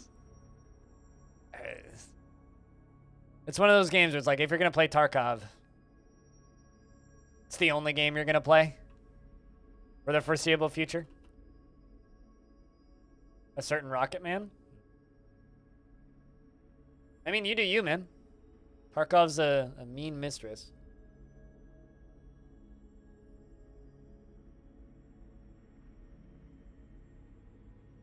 Brie is an interesting cheese and a pretty girl that I used to know. Although her name wasn't spelled that way. You bought the expensive version and you agree? Like, I think Tarkov it's a phenomenal game. But I think Tarkov is one of the best examples of, fuck, I wish it had a free-to-play mode. Like, if you could just play scavs for free or something, that would be phenomenal, because that is a game that I wish had a try you before you buy function. But, like, that's how they make their money, right, is selling you those expensive versions. And it's like, I bought the normal version of that game kind of with the expectation that I didn't see well enough to be able to play it. But I didn't. I vastly underestimated how much I would hate that game. It's like it's difficult to a point of being unpleasant, and I like difficult games. You can't jump in and out of it. Yeah, honestly, if you want to dedicate like 500 hours to a game, it's great. It looks so good. I'll say this, Hobo. It looks good when you're watching somebody who's good at it. If you're not good at it and you're playing it, it's downright unpleasant. And like, I don't know. I like hard games a lot, so I probably shouldn't say anything, but it's not fun hard. And like learning that game is not pleasant. Like there's hard games out there where learning is like, all right, this is interesting, this is fun. Learning that game is staring at a wiki and downloading maps and squinting at pixels and trying to like locate yourself and then dying to things that you can't see. Which, like, if that's what you're in for, and if that's the kind of game that you like playing, like, by all means, play it. But I'll say this, the fun parts of Tarkov, I get the exact same fun parts out of Stalker Anomaly, and that game is free. Like, the things that I like about Tarkov are the same things I like about Stalker, and Stalker's free. Or Stalker Anomaly specifically is free. And the Stalker games are cheap. And that's kind of like that. Just like Dwarf Fortress? See, I disagree with that, because Dwarf Fortress was like a 3-hour learning curve for me. Realistically, like, getting to the point where I could play the basics of Dwarf Fortress was like just a handful of hours for me. Like, Dwarf Fortress was not that difficult. But you're also talking to somebody who's legally blind. So for me, squinting at pixels in Dwarf Fortress is totally different, because I pause and I can just pop this up and read and understand. Whereas Tarkov, you're looking at a mini-map, or you're looking at a downloaded map on another monitor while also trying to not die in a game that you can't pause. So it's a different kind of learning curve for me. So for me, that's not an enjoyable learning curve. Whereas a game where I can just pause, take my time, read a wiki, that's different. That's very different. To me, anyway. A game that's like multiplayer only and multiplayer PvP mandatory, then that's a completely different kind of learning curve for me.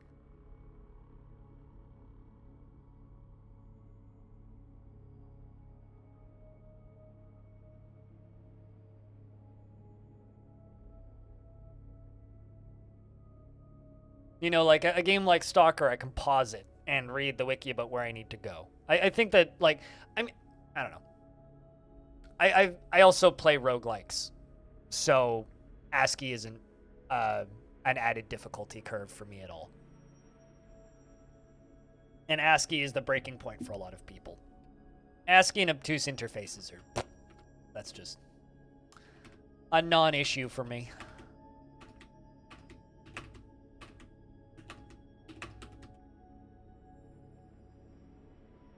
But, you know, we all have our limitations, right? All right, how many... Wow, quite a few dwarves still need beds. All of the non-brown dwarves still need bedrooms.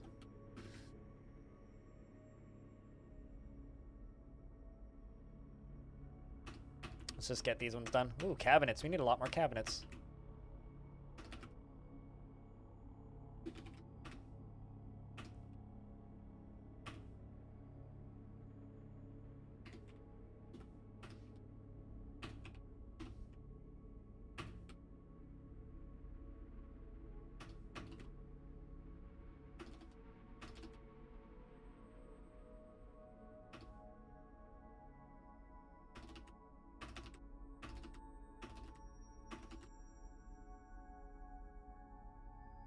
This is getting big? What is getting big?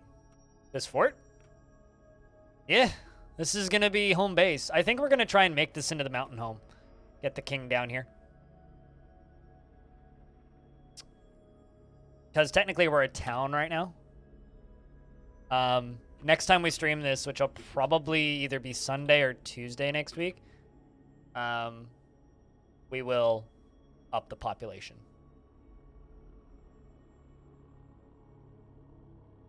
As dangerous as this fucking fort is, this is going to be fun when we activate it.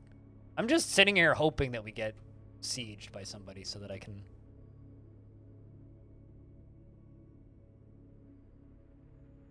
You know, make him gurgle. Practice martial art, eh? You never fail to seek out the most stressful and even dangerous situations, eh?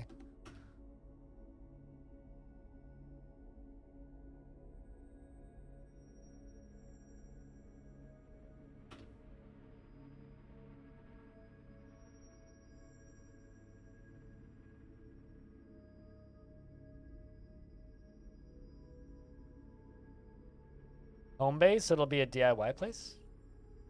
Did I yawn? I don't... What does DIY mean in this context? All the trap doors.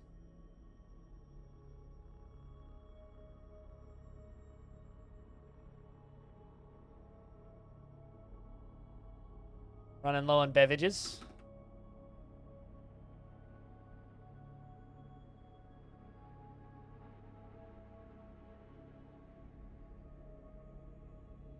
Brew some drinks from plants. Make some fine meals.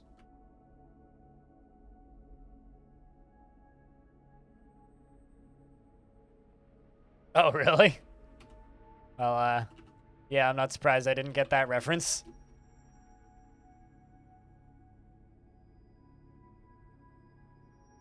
All right, so... Refuse. And corpses.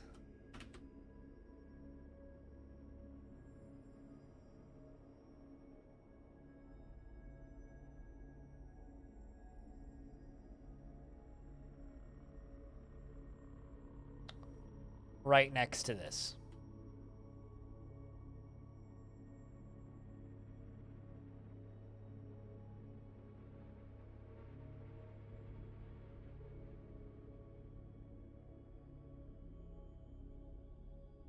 I mean, it's definitely a picturesque spot. I think that those windmills really help. I mean, like, the overview of this fort is actually kind of badass. I mean, look at this. You know, it's kind of an unassuming spot. You can't really see it from a distance. You peek down and you notice the aqueduct. Look a little further and you notice the windmills. All the bedrooms peeking out. Smoothed walls, the engravings. Main bridge. And of course the main entrance. And the very long walkway. Hidden behind a waterfall. Oh, I definitely built this fort, or I definitely explained to the dwarves how to correctly build this fortress, but they did do it themselves.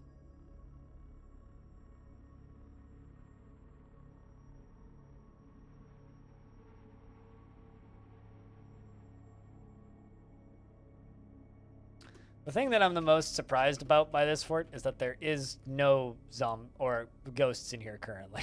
After all of the random crap that's died on this map. You know what's also kind of crazy is like the hard cap for migrants is 3,000, right? We're already at 377. So if you have 3,000 dead, you'll never get another migrant. That's actually kind of wild to me.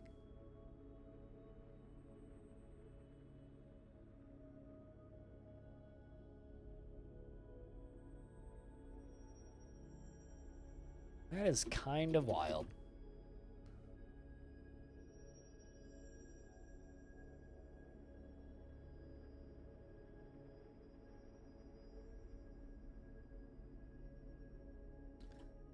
All right, so something that I need to start doing up here.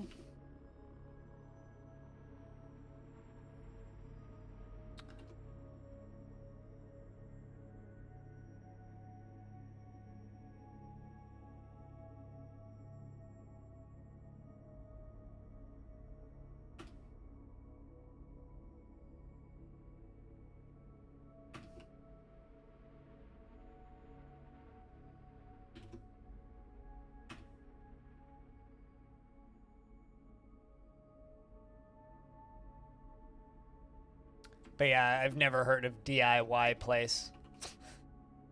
Just for reference and clarity's sake.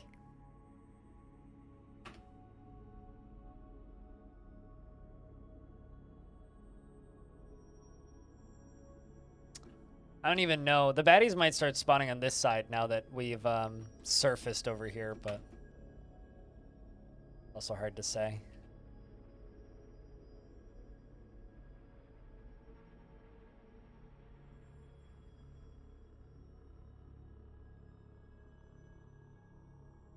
Is the paved road. I never make paved roads for several reasons. I think I'm gonna make him here. Make him pink.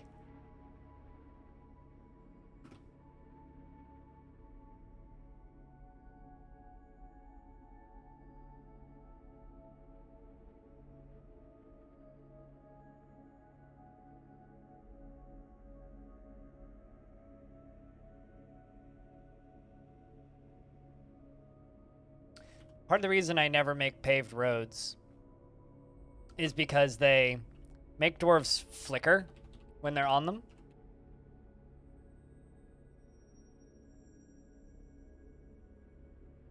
But one reason to make paved roads is they train architects.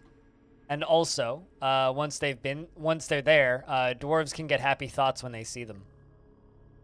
Can feel happy being near a paved road.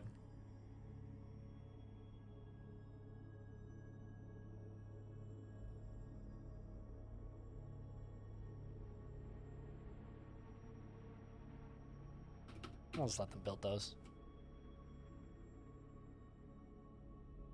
A lot of construction needs to get done now.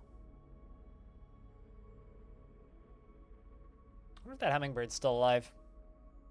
Haven't seen any action from the basement in a while. Also, looks like fights are coming in from further away now.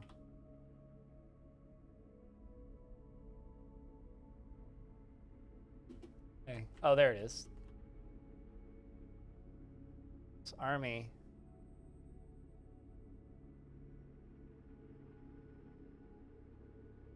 Where? All the way down here? Damn.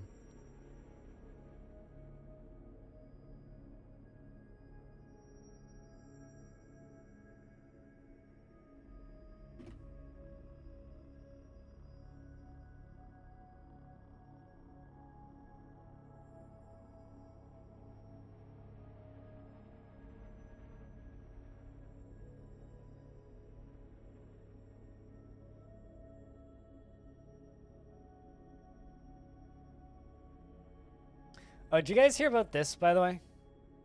This was just posted in my team's Discord.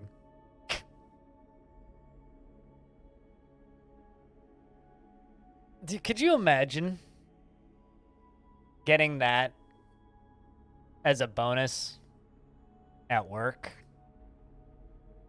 Could you imagine? Could you fucking imagine, chat?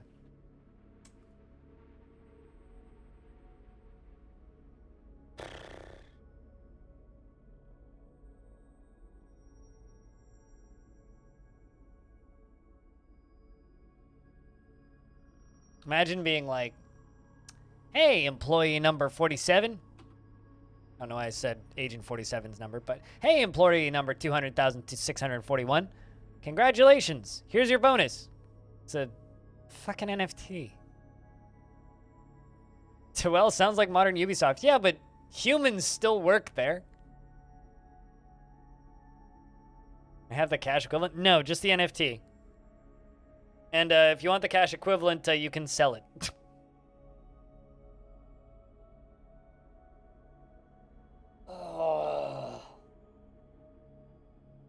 The saddest part is their NFTs are locked on Ubisoft's closed loop system. So if you sell it, Ubisoft gets a cut. Because the NFTs that they were given were part of Ubisoft Quartz, which is Ubisoft's closed system, right? So even if they were to sell it,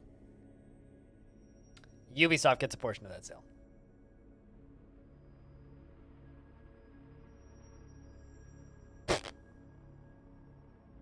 My biggest problem with, like, the current timeline that we live in is NFTs are just paving the way for company script to be acceptable again, and I hate it.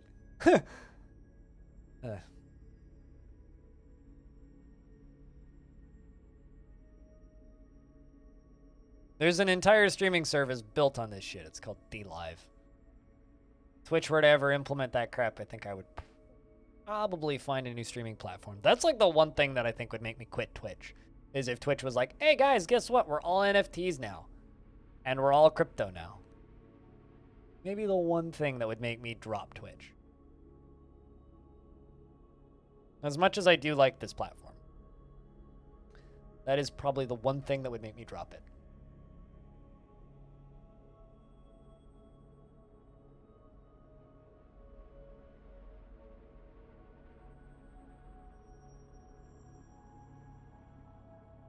Also, chat, anybody got any plans for the weekend?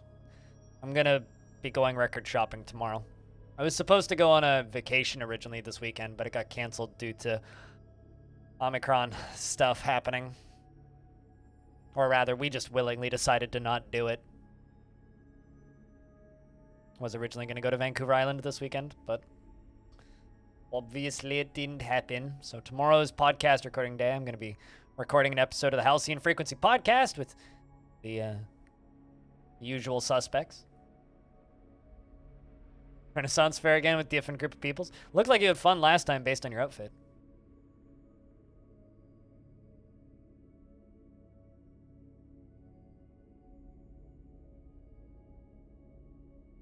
May also go to a brewery tomorrow evening. I don't know actually what the plan is. All I know is that we're going to the record stores, so I'm gonna see if I can get me some more Aphex Twin records. Speaking of records, does anybody want to listen to some records tonight over on Discord? Might do that.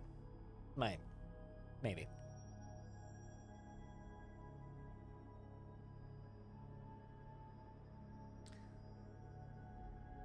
You won't be around on your usual times on Sundays anymore? Not sure what the usual time is, but can't tune in on Sundays is what it is. Don't expect people to be here every day.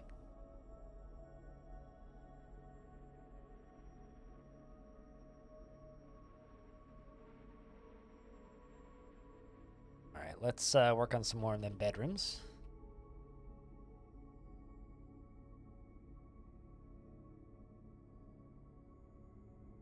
Sponsored by Unibrew. Oh, really? Just drinking a fin de Le Mans out of your horn all day long? Hell yeah.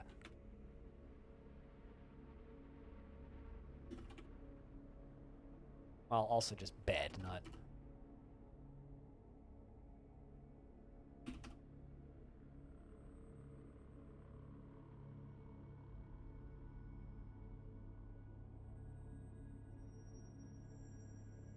Partly because it showed a Gundam. You know what would be cool?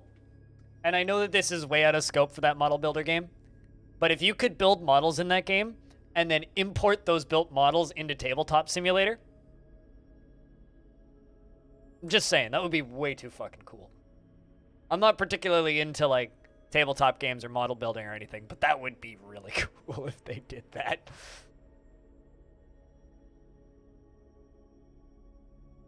Ooh. Forgotten Beast.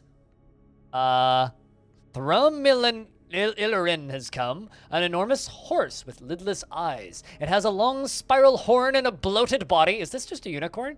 And a bloated body. Its light blue hair is long and wavy. Beware its poisonous vapors.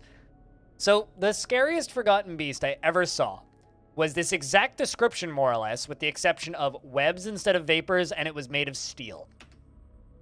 I'm not even sure where it is. Oh, there it is.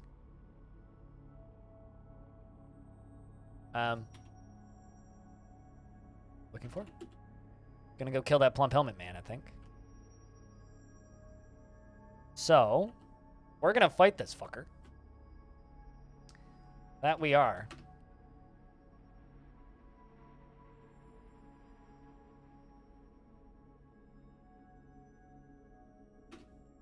That's not what I wanted to do at all. Hit the wrong button.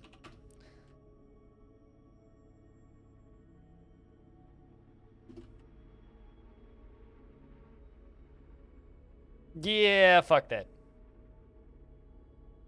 The meat I buy is like $12 for about 750 liters. The fancy meat I buy sometimes is about $30 for 750. Did the fort survive that encounter? The steel horse made of steel, or the steel horse with webs? No, the whole fort died in a couple of minutes. All 150 something dwarves died in a couple of minutes. Whoa! Horsey fighting with cave blobs behind my screen. Jumps on them. Poof! Look at that.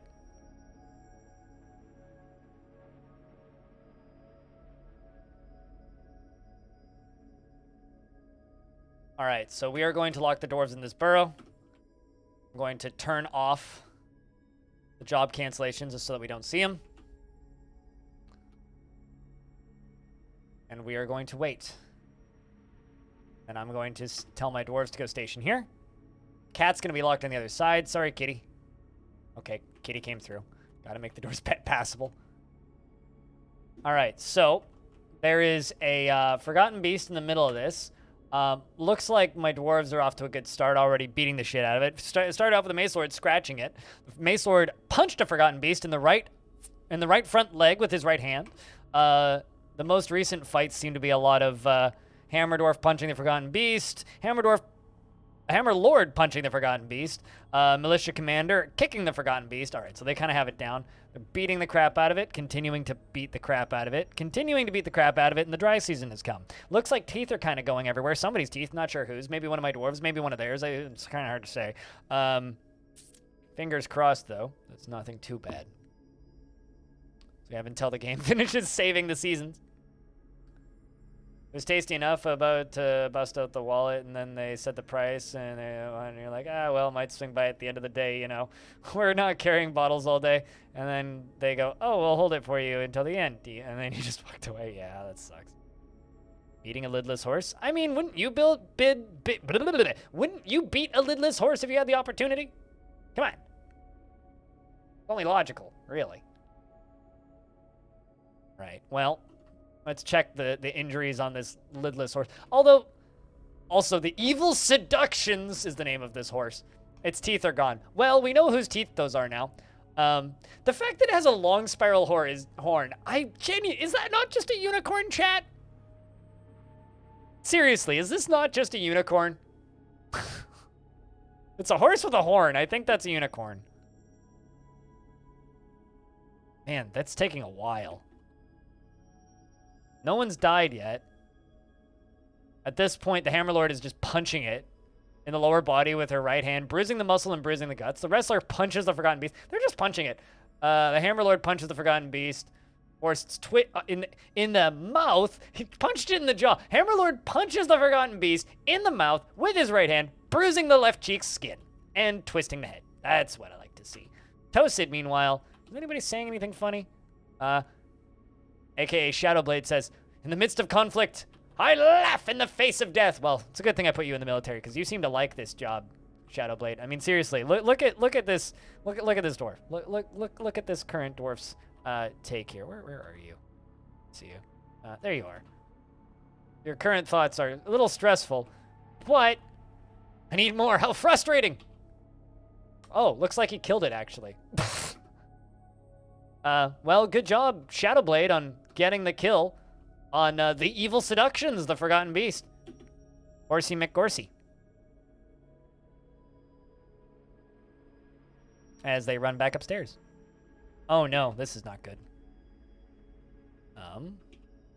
They all have a fever. That's not good.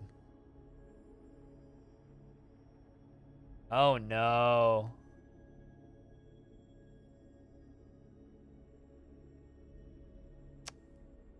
Fever is not a good sign.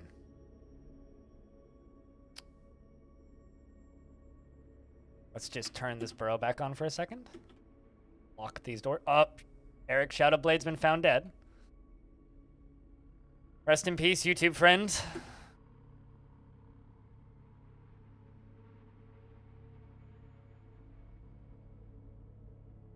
It's 3 dead. They're all dying of the fever. Wave depletion is dead.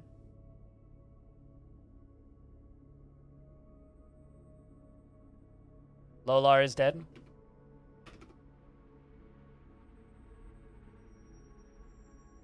None of them are going to make it back into the fort.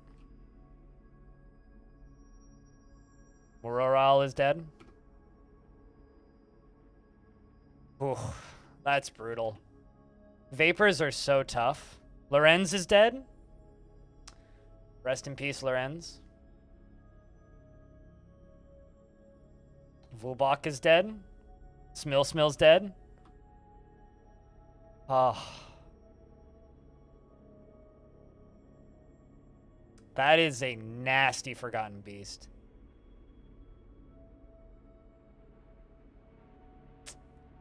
Did the cat live?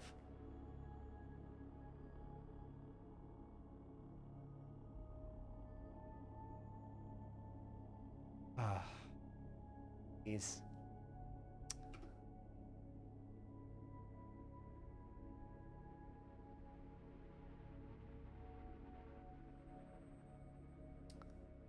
Well, you can take the Besmir, you can take the commander position on the other squad.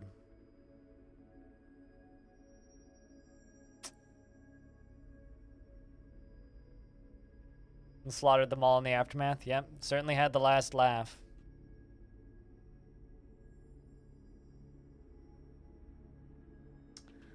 Happens sometimes.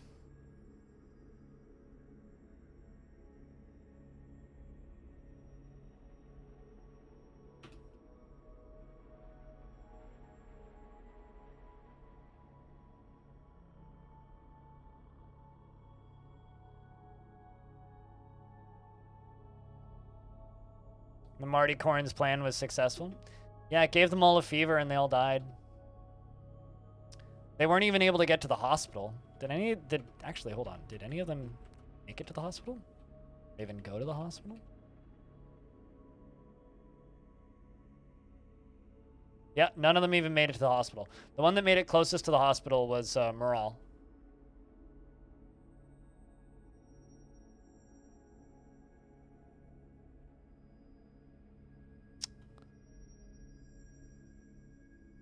Oh boy, that is brutal.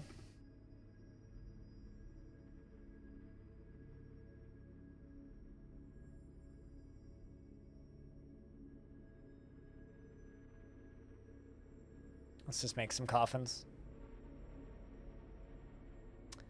Absolutely fucking brutal.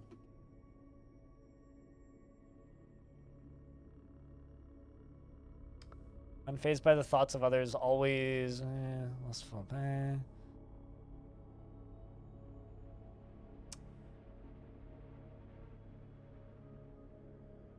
Dwarf would never pass up the chance for a good fist fight. Trying to find some new military dwarves. Strong sense of duty. Brave. Unfortunately. Well, at the very least, we know that Eric Shadowblade got the kill on it. As sad times as it may be.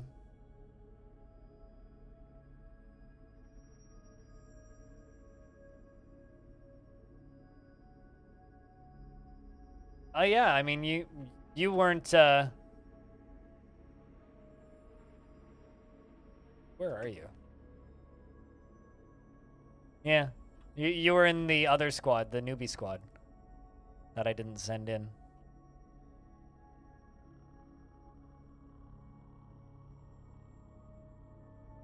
That was brutal. Yeah.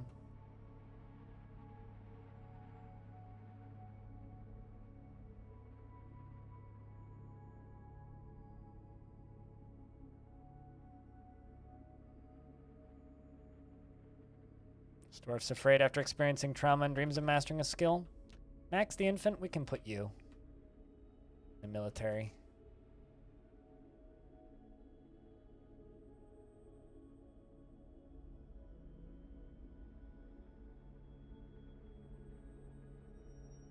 Incredibly calm demeanor and inflamed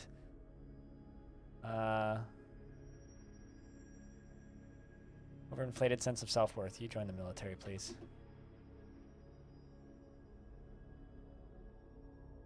This one I'm so sad about, Lorenz. Lorenzo's such a good dwarf, is the sad bit. I'm gonna suspend all of the cabinet jobs.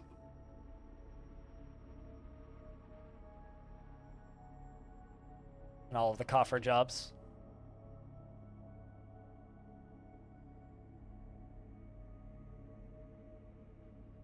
I'm telling a story.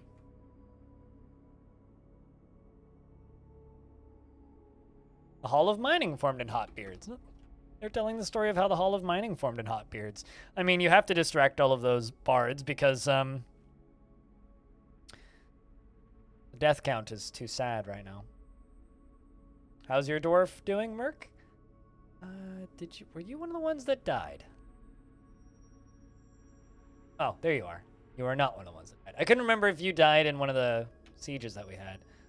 You want to practice a craft, and you're worried about being unable to pray, and you want to practice martial art. Are you okay with me putting you in the military? Because you want to practice martial art. Your dream of mastering a skill in this dream was realized. You're a nervous wreck after seeing a human die. Well, that's not good. Dower's a rule. You would be good in the military, probably, though. Although you'd have to get over your nervous wreck part. You're unfocused with satisfied needs, currently. Do it. Mission you shall receive.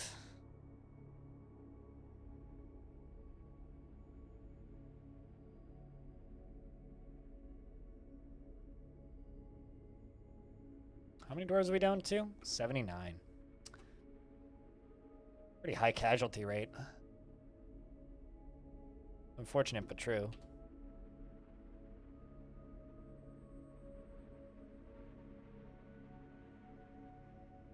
Guess you'd need training, which you'd want. Yes. Looking for people who want to practice a martial art. Because generally dwarves that want to practice a martial art in the current version of the game will just kind of deal with the general unpleasantries and then join the military pretty quick. You okay with it?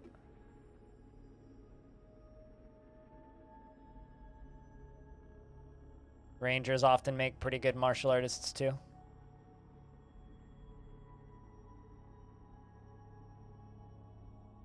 Dejected and could be considered rude. Doesn't experience strong cravings or urges and is troubled by this. There you go. You guys can all join that. Also, I'm not sure what we're going to stream over the weekend, but we're going to be playing something else probably. Also, Captain A. Jones, thanks for the host. Cheers. Hope your stream was good.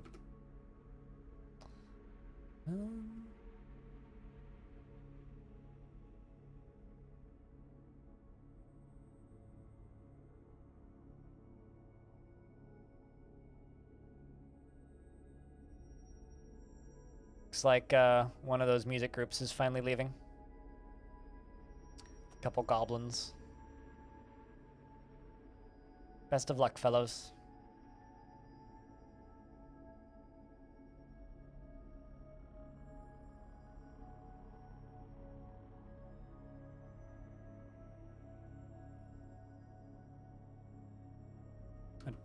The donkey has been found dead. The only donkey? Did someone else just get whooshed down the fucking river? 'Cause my word. Please, no more ritual suicide. We've got enough of that. Got a weasel and a monitor lizard that need to be et.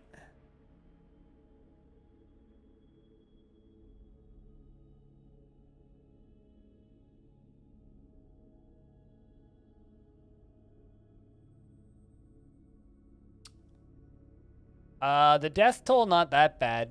But you're dead. Wave depletion. We fought with a forgotten beast, and it had mysterious vapors.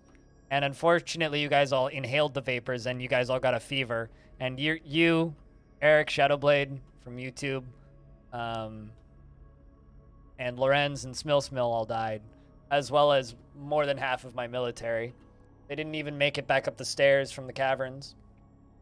And it's only like 20 Z levels from the caverns, so like they didn't make it very far. None of you even like made it past like the kind of beginning area, really.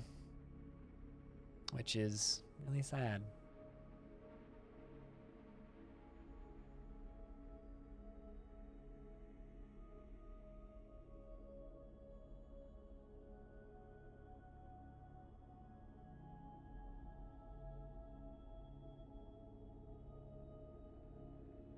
Oh, hi, Cooler. Computer? What's up?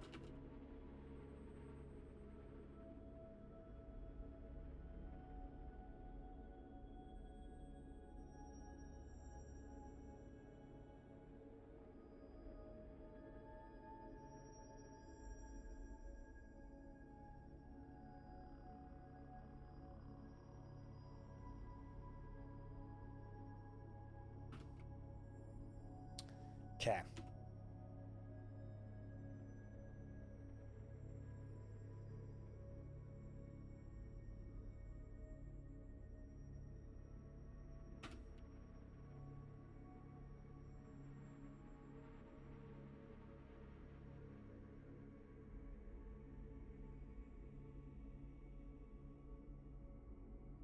Yay, high casualty list from not the waterfall. I mean, the waterfall has a few casualties. I mean, the best casualty on the waterfall was that, what do you call it? A were creature that just slipped and went wee splat, because that was just kind of incredible, but.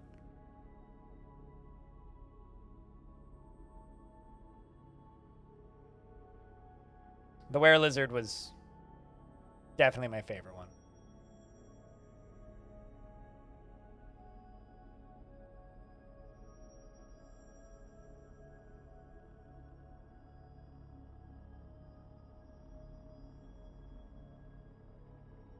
Yeah, poor fellow who spotted him indeed. Always sad when we discover things died falling off the goddamn waterfall.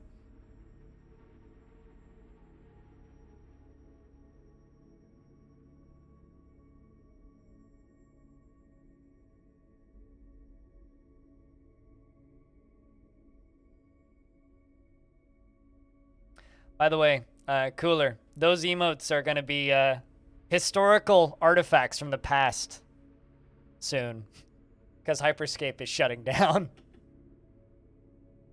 Speaking of Ubisoft's paying their employees in, you know, pointless tosh that nobody wants. Not only that, but Hyperscape is shutting down.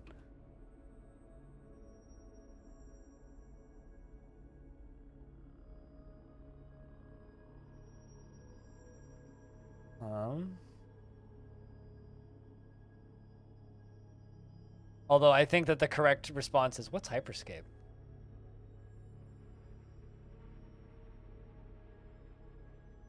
We got that rubbish, it feels like a week ago. Yeah, that game's been dead for a while, but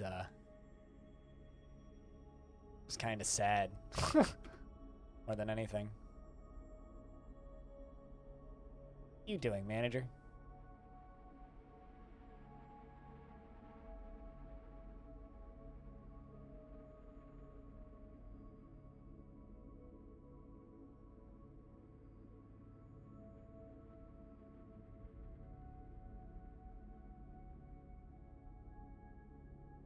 Oh, you're sleeping currently.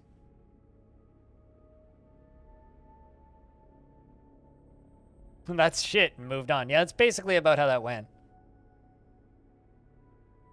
Was we acknowledged that the emotes were terrible and then we went on with our lives.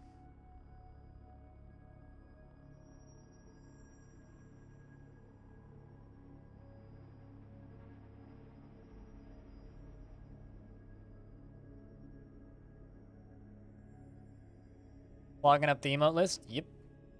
I mean, Twitch, like I've talked about many times recently, is Twitch has completely devalued emotes to the point where like they almost don't matter. Like I remember when it was a site-wide celebration whenever they added a new emote.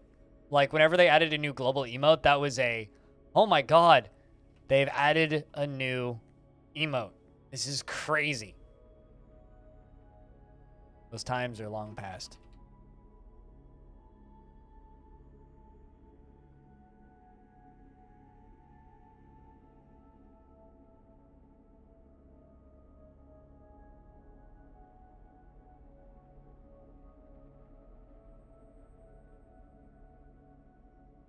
We have that for when Blind's playing Minesweeper. It's been a while. I need to play some Minesweeper on stream. Been a while.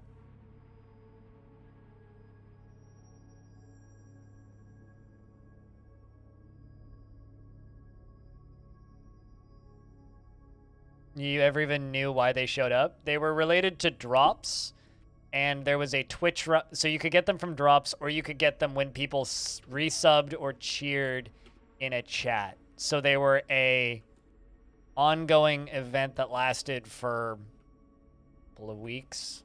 Maybe not even. Hex go burr. This is true. Hex do go burr. I don't know what Hex is or who Hex is or why they go burr in this instance, but Hex does indeed go burr. This is true.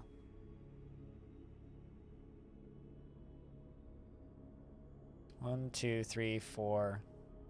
And 1, 2, 3, 4, 5, 6, 7, 8, 9, 10, 11 corpses.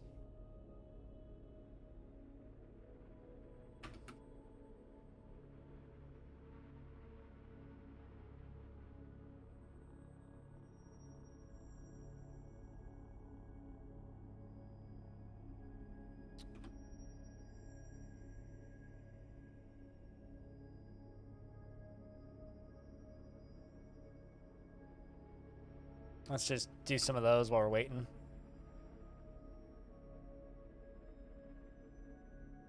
Unfortunately, they didn't, though.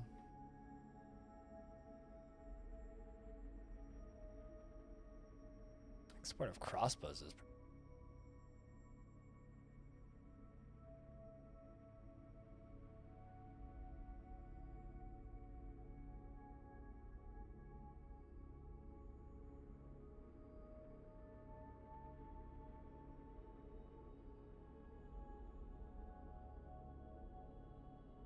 Dastot won't heal. Dastot is the... I've been completely ignoring my mayor's mandates this fort, which I know is not a good thing to do. But I've been completely ignoring them. And just to see how effective the tavern prisons are. And TLDR, not that effective, but there are worse methods for prisons. So...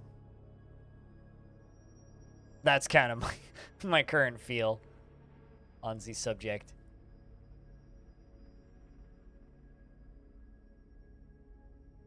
So I wouldn't expect Dastot to heal for whatever that's worth. But, you know, maybe we'll get lucky.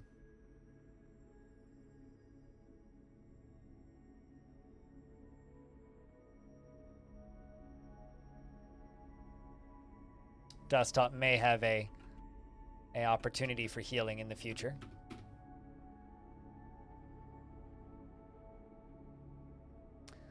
Also, let all my dwarves go assist. Because, you know, we need the extra hands, so the military are going to help bring stuff. Out to trade.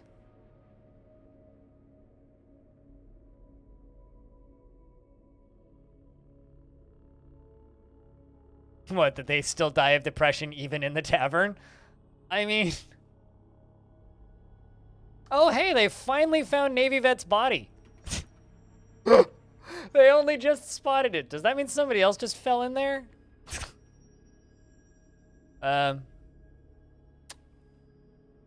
About that.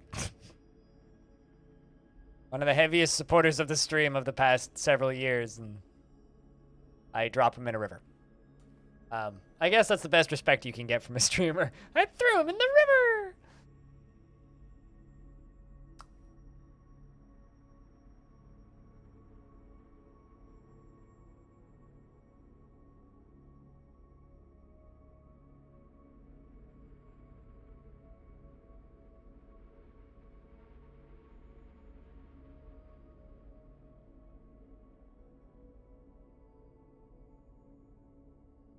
That's a lot of credit used clothing.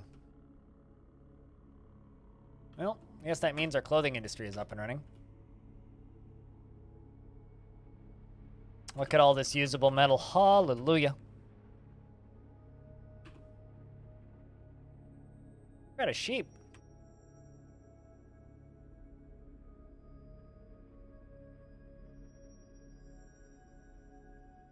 They brought Yeti leather?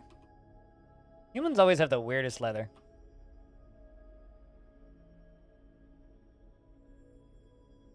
Cave spider silk cloth is too valuable. Can't afford any of it.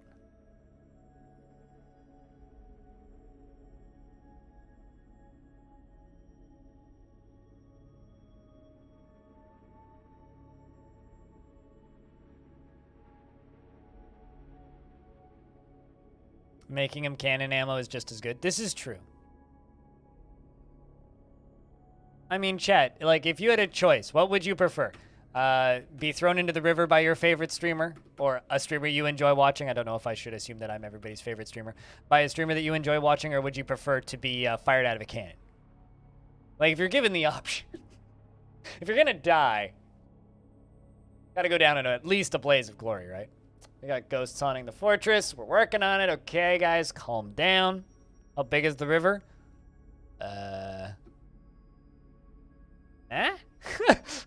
Pretty big? This little river? Will there be drowning? You might die on impact. It's kind of hard to tell as to whether or not people die on impact or not. I mean, the were creature that fell down the waterfall exploded, according to the combat log, when he hit the bottom of this. So there is that. I don't think that counts as drowning. That's exploding, which is, you know, maybe worse than drowning? I don't know. Not sure on the pain scale on that one.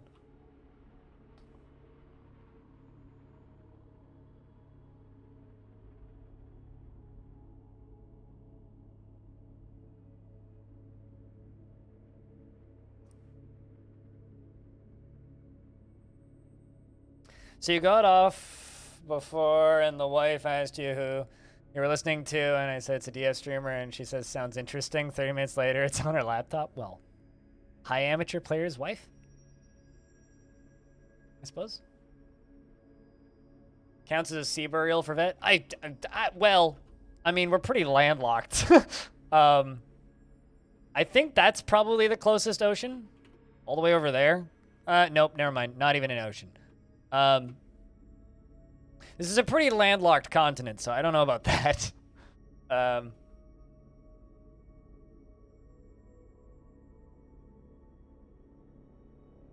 There was one point where this is kind of related to what amateur player said, but someone was just like, basically stated that their small child was very enamored by my stream. And I'm like, well, on one hand, I'm very flattered, but on the other hand, I was cursing like a sailor 10 seconds ago. So could you warn me if there's a child watching? They're like, don't worry, you're muted. I'm like, whew. Because like, I was just like, I can't remember what I was ranting about, but I was ranting about something. I was definitely cursing like a fucking sailor at the point. And I was like, you shouldn't let a child watch this stream. It was like one of my longer time viewers, and he's just like, yeah, my 6-year-old's been watching. I'm like, what? This is definitely not like a kid-friendly channel, dude. I mean, I'm not here to backseat parent for you, but like, maybe, maybe don't let a little kid watch my stream.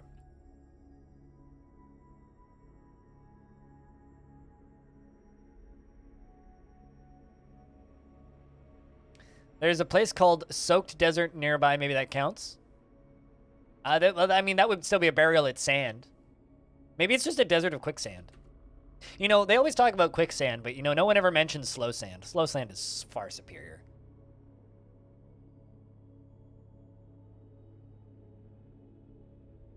And you are a U.S. Navy vet? Well, I mean, you're not the only one. There's actually quite a few U.S. military veterans around this channel. A lot of you guys.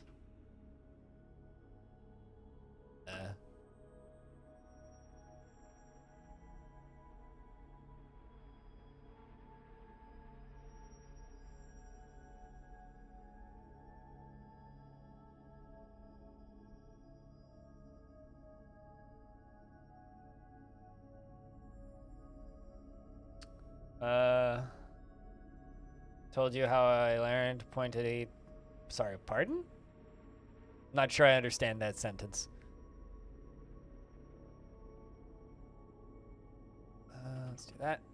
There we go. Oh! We've buried a Plump Helmet Man! This is the resting place of Plump Helmet Man. Dwarves are burying Plump Helmet Man. How sad.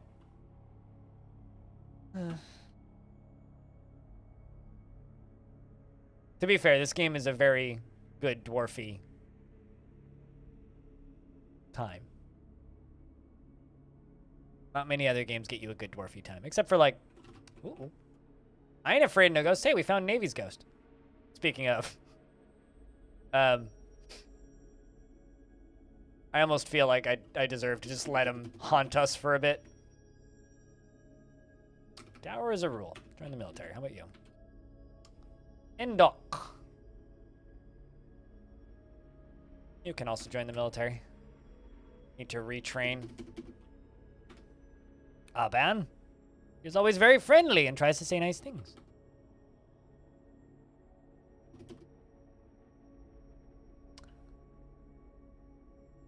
There was one time I had a dwarf die and they didn't know that they were dead. Oh, this is a dwarf from previous fort. Was sad after seeing a sponge man's dead body. Well, you can just go be a happy farmer in the fort. How about you? Hey, it's Cajun Bard. I know you. He's really jealous. He's dejected after seeing Pilot die. Well, I mean, what was your skills? Legendary Bone Carver. Dabbling Metalsmith. Dabbling Swimmer. Which means you've had water dumped on your head, probably. Eh. Welcome to the fort.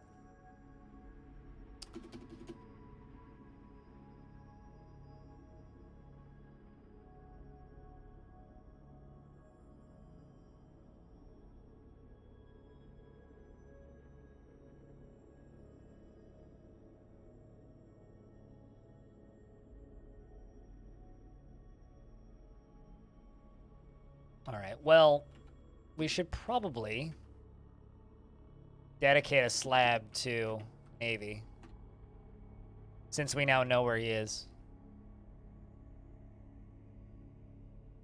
There's actually 2 ghosts running around. Dragona and Navy, currently.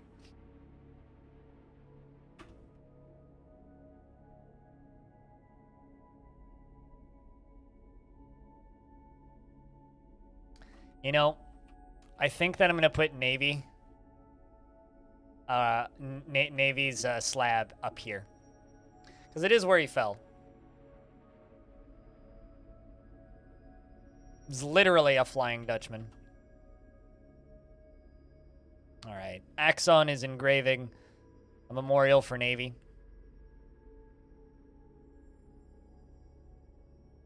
And retired Navy vet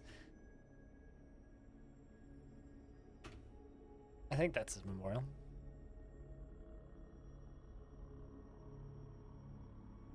It's a lovely spot.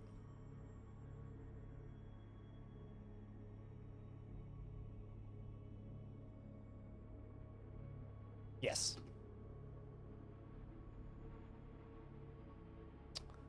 And it looks like friggin' Bob is placing the slab in memoriam. Rest in peace. Also, and get some Fs to all the poor dwarves who died in that fight. Oh, you pointed your wife to the DF wiki to learn. Oh, I understand what you're saying. Player. Yeah, I got you now. It's kind of lost me there on the first one. That's such a fucking rough thing. Like, honestly, uh-oh. Speaking of rough, the giantess, Thevme has come. A gigantic creature resembling a human, almost unparalleled in its size. Right. Well, hold up. And she naked. All right, so all of my squads are not training currently. And most of them are recruits. I think I'm going to need to send the C squad in to kill it, because I think that's the only one that's got, like, more than one non-recruit. They should be able to deal with it, but we'll find out. It's a giant. That's what giants are. They are giant humans. In this case, a giant naked human. Sometimes they have artifacts and scary weapons, but this one is giant and naked. Uh-oh. Buddy? I mean, I guess you have a mace and a shield and a copper hat. Good luck. All right, so this brand new military dwarf has a bruise on her arm. By herself, runs up to the giantess, and the recruit bashes the giantess in the upper body with her silver mace, bruising the muscle. The giant punches the recruit. Uh-oh. Although she's got her down, though. She is knocked over. Well, this ain't good. Ravod, I hope that you're able to get out of the water quickly. Or you may be no longer Ravod. Well, on to the next one. That's what you call getting booped off a cliff, chat. It's not real good for your long-term life expectancy. Where that giant at, though? Oh, hey! Never mind. So the giant,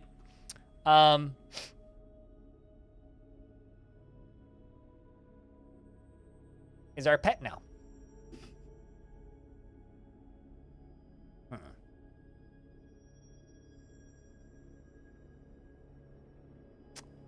Huh.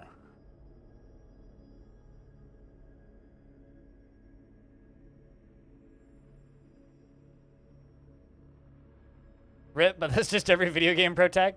I mean, I'm not gonna lie. Of all the ways to go, it's pretty good. That one's pretty good.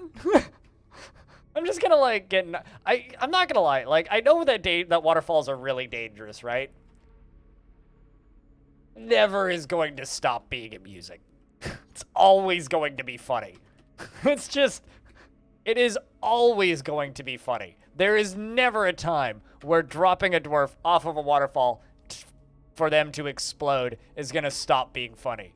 Like, the recruit slams into an obstacle and blows apart. Like, something about this.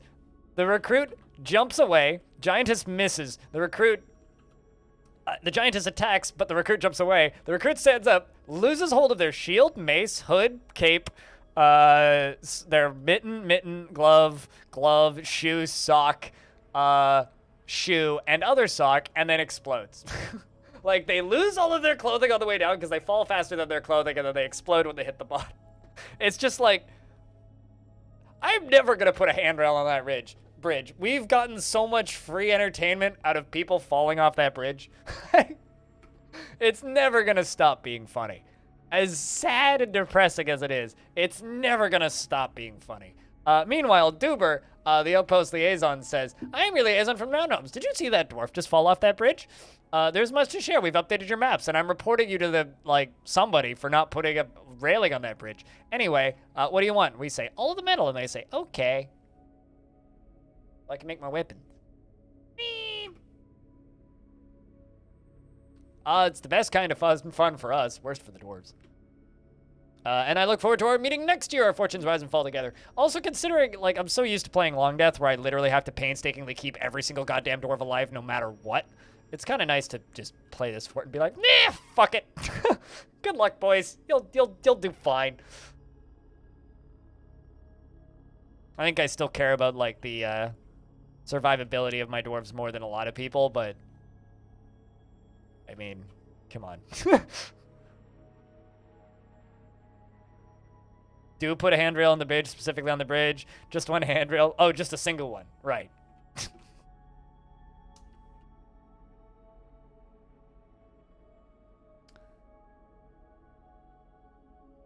I mean, I would say that I think that handrail is working exactly as intended, but...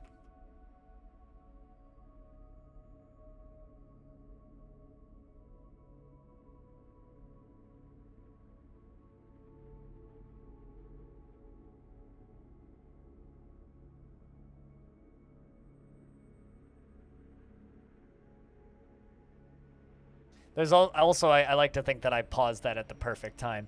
Anyway, Katie 8, Das Tot, Carpenter, has entered into a fey mood.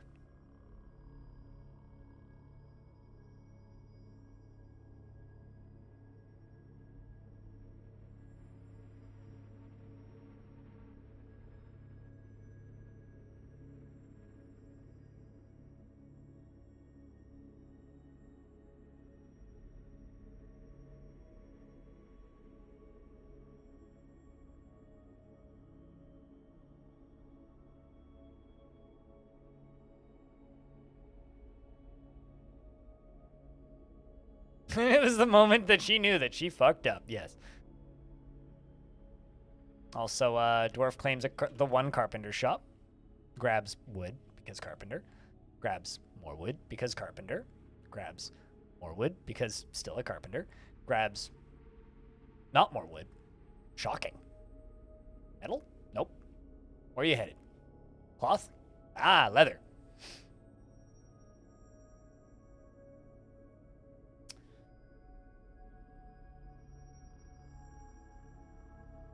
I would have been sadder if that was a named dwarf, but the fact that it wasn't a named dwarf, I was like, whatever. It's fine. That's just comedy.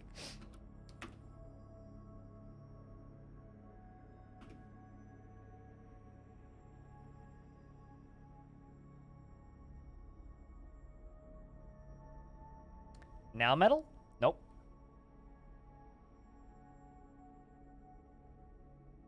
Keep psyching me out there, dwarf. What are you going for? Cool, you named a mace. Where are you going? You going for that one uncut gem there? Yep. Going for the one uncut gem on the floor. Okay. At least the dwarf had time to take note of the one uncut gem.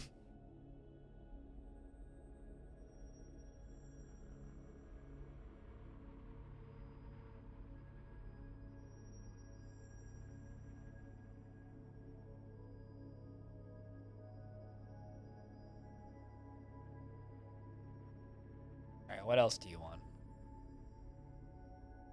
You just want more rough gems.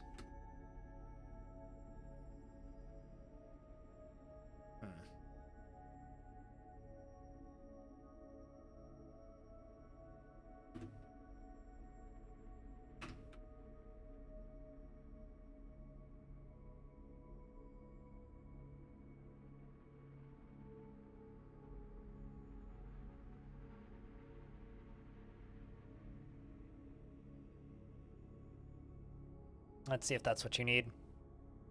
To take them like a minute. Yeah, that's what you needed. More gems. And the other one, too. Damn.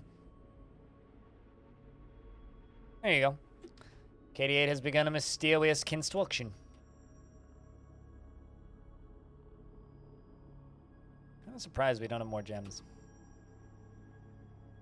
Oh hey, the dwarves of the Sweltering Sound have attained a general familiarity with giant skink training methods. This is really cool.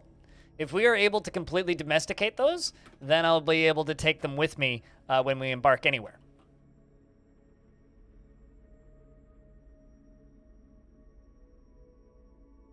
I'm a big John Carpenter fan, don't tempt me.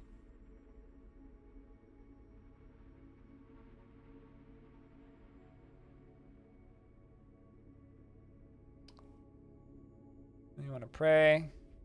Away from family, you want to pray. Saw a dead body. Frequently depressed. Huh. Brave. Often nervous. So no.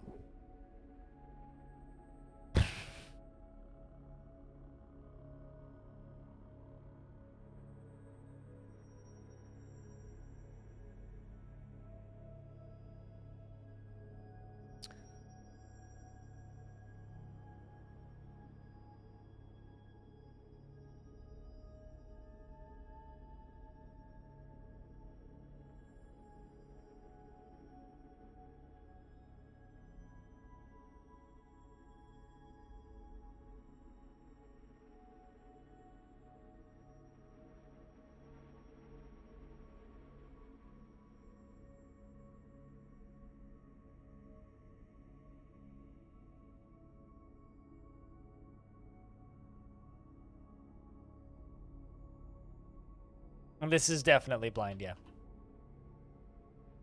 Or it's Patrick, one of the two.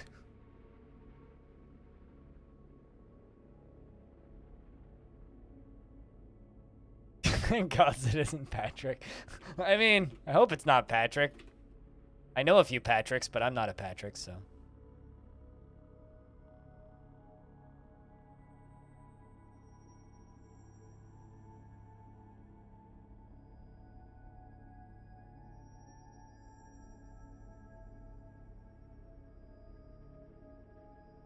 I just found a menu I've never seen before. Prefers zone drinking, prefers zone fishing. Huh. I've never clicked on that menu before. Interesting. You could tell them to prefer to only drink out of specific zones. In the orders screen, if you hit Z, so hit O and then hit Z, you can force them to only fish in zone fishing. Or you can just let them drink anywhere or fish anywhere. That's weird.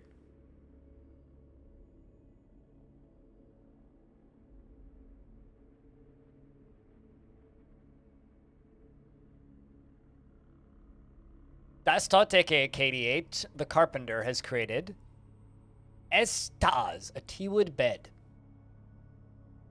You know, normally when I get artifact beds, they're not made of wood. So this is really funky. And claims it as an heirloom in the name of the family ancestor English Canyon Parched. It's worth a lot. 87,600. This is a teakwood bed. All craftsdwarfship is of the highest quality.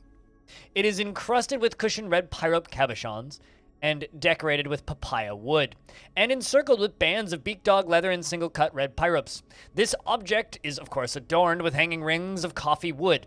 On the item is an image of dwarves and dwarves in teakwood. The dwarves are fighting with the dwarves. The artwork relates to the attack of the tactical gates of the Crimson Pulley on the contain mirrored by the laborious dynasties in the early winter of 159 during the Squeezing Siege. What? On the item is an image of a thick crescent in monitor lizard bone. On the item is an image of baguette cut in gems and clear zircon. Are we at war with another dwarven faction?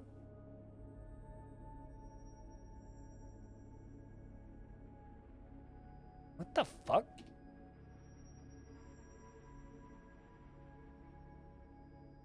To the attack on the tactical gates by the laborious destinies.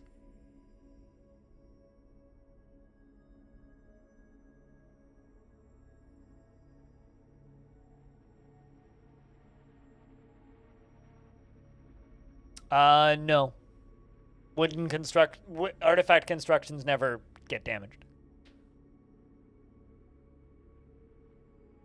Huh. That's an interesting one. It's also far and away our most valuable one.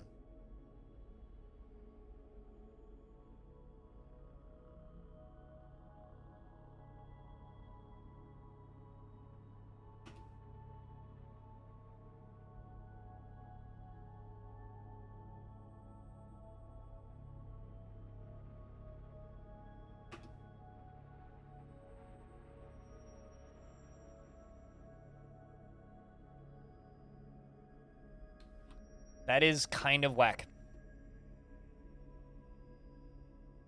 It's an image of dwarves fighting with dwarves. Makes me wonder, it's like, did I accidentally invade dwarves? I don't think so.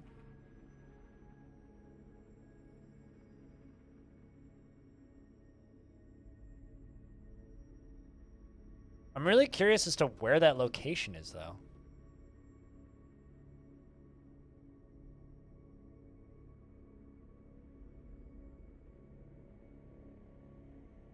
We've got better innuendos in the format of artifacts in this fort already. Like moist pink. And no, you're not allowed to make jokes out of it.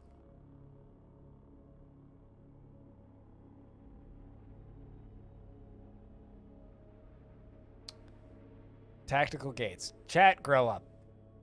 It's not funny, and neither are you. Anybody want to figure out who the tactical gates are?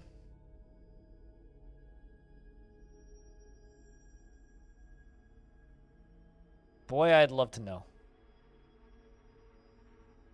Oh, also, remember that giant? Or giantess, I suppose. Literally just sitting there in that cage.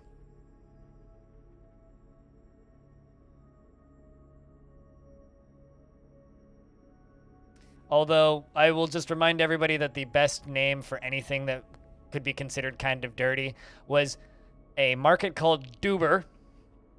And Duber was a settlement that was run by kobolds in a place called Dung's Depths, the Naughty Hole. So the Dung's Depths, the Naughty Hole was a cave, and it had a market in it called Duber.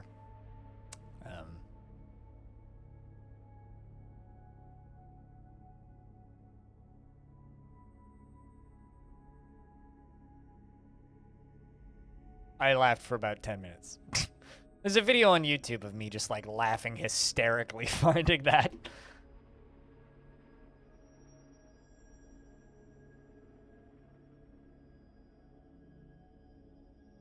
Oh, yeah, that's the correct answer. Is oh.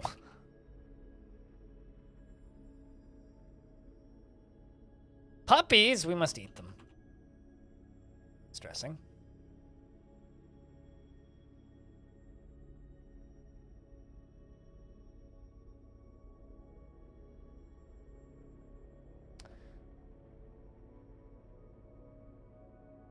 And the king raised his granite scepter. Clearly.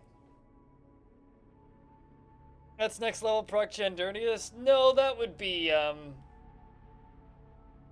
AI dungeon.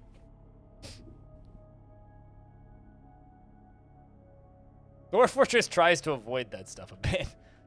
Cancels plant seeds. Reason too depressed. I feel you, mate.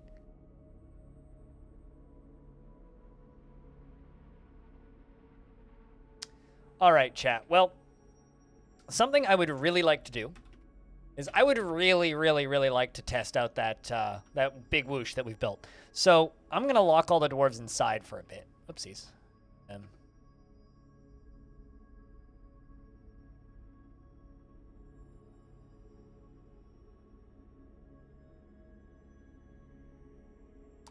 I'm gonna get all the dwarves to stop training. We're gonna get everybody inside here. I'll let those jobs mass cancel for a second, and we're gonna pull that lever. Charlie, pull the lever! Or Eurus, doesn't matter.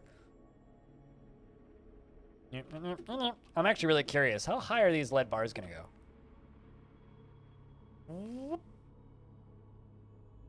Boing! Whee! Not as high as I thought they would. Alright. Now that that's done, I can release them. Alright, right, so now that I've released the Kraken, gonna close the front door.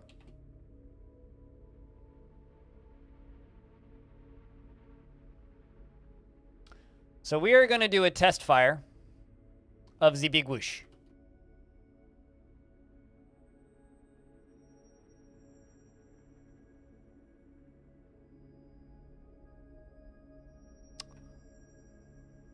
So now that we've closed the front door, I'm gonna lock the trap.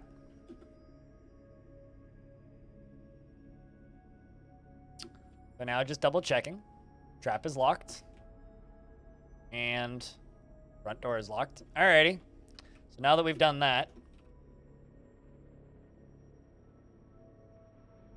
should be able to go over to this.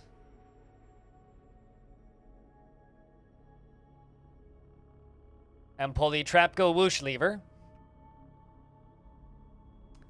Chat, if you are not paying attention, you may want to take a peek. Skinks are not war trainable, but they will be eatable. Moving one turn at a time.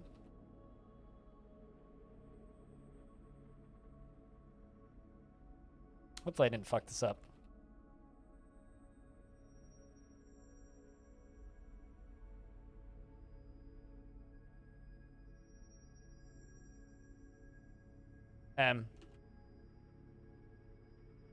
Do not pull the lever?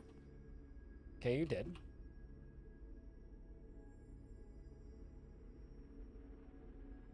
Oh. Did pull the lever, okay. Whoa, okay, it worked. Yep, it worked. Flawless. Flawlessly effective.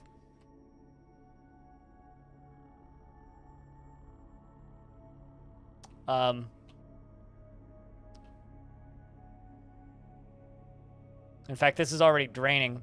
Apparently, I borked this slightly, but that's fine. We can fix that. Let's see, how full is this?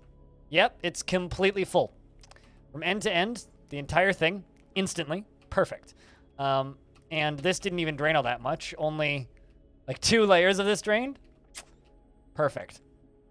So now the other fun bit. Fun bit number 1. Gotta pull the, trap go whoosh lever, which is this. Pull the trap go whoosh lever again, so that we stop draining water into here.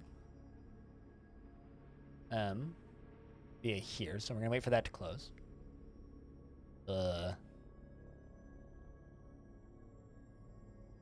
Hasn't closed yet. Okay. Ah, here they come. Game's a little laggy because of all the physics. All right. So now this should be closed. Yes, which it is. So now I can pull the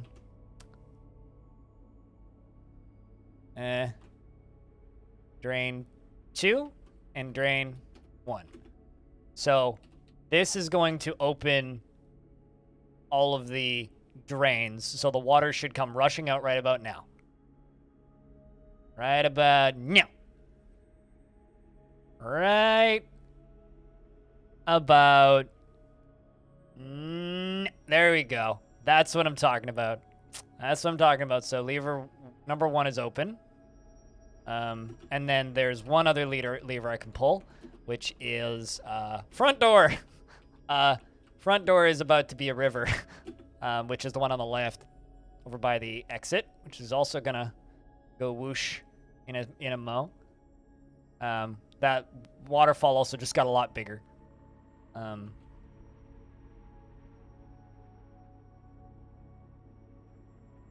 Which is now the front door.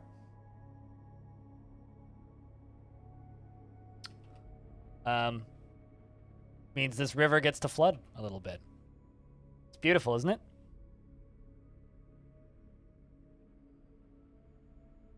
Necro Tower is right next to your Civ's main hub area. The Necro Tower is winning. I mean, I'm not surprised. That's one of my goals is to save that Necro Tower. Or, sorry, kill that Necro Tower and save the Civ. See how quick this is draining. Pretty fucking slow. You know, that's not too surprising. Oh, actually, this upper layer is actually draining quite quick. all things considered.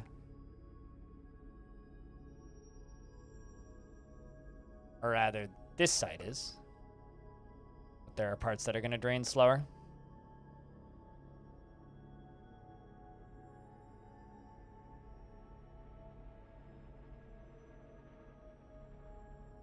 Cheers, alligator fuckhouse.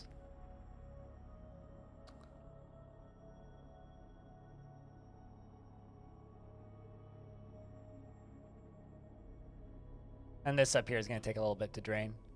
But aside from all the drainage times, I think this is going to be quite successful. I mean, all the extra waterfalls are gorgeous too. I mean, look at this.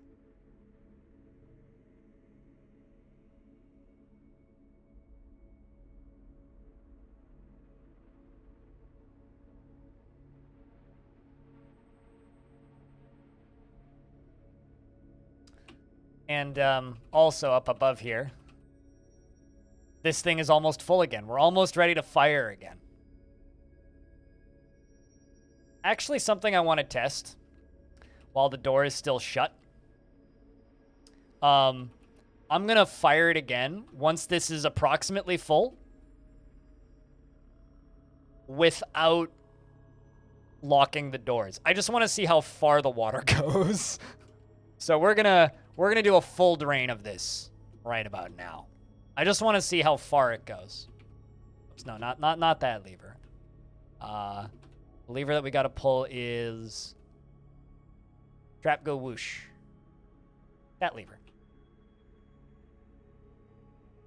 I'm just curious.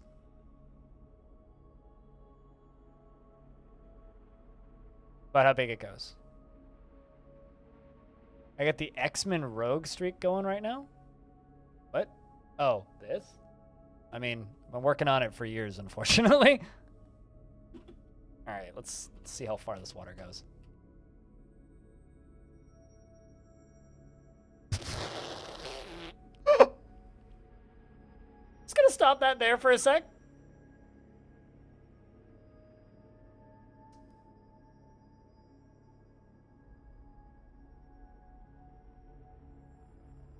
My guy. Holy vey! Look at that! Look at that! Oh my word, that is rad. Oh, I love this game. Oh, oh, oh, oh, oh, oh, oh, oh, oh! My lordy. I know, okay, I got another experiment to do.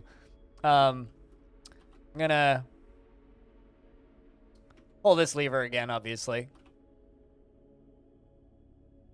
The best part is, there's still water left in this. It's not even empty. Just a ball of water expanding like gas. Yeah. You know what that reminded me of? It reminds me of, have any of you seen those videos on the internet of people pricking balloons full of water in slow motion? That's what that reminds me of.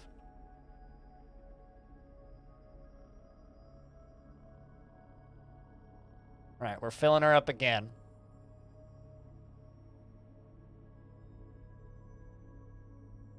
Engineering is magical. Dwarven engineering is magical.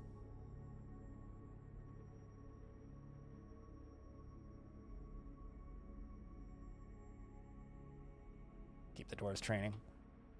I think it's pretty safe to say that whenever the next group of baddies show up, we're ready. I'm going to see. So what I'm going to do is I'm only going to have one of the drains open. And I'm going to fire it off again when this is full.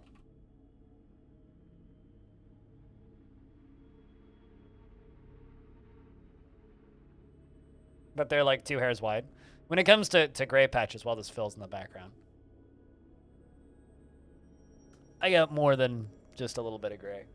Like, all of the underside of, like, here going all the way back down and all the way around to the back of my head is gray. It's just not the top yet.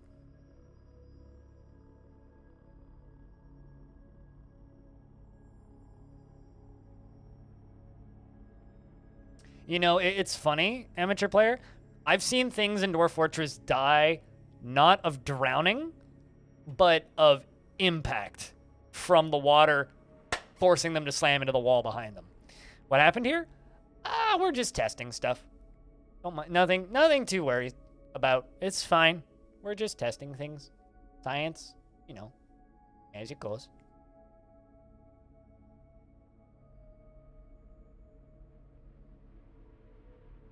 I mean, mayhaps, but...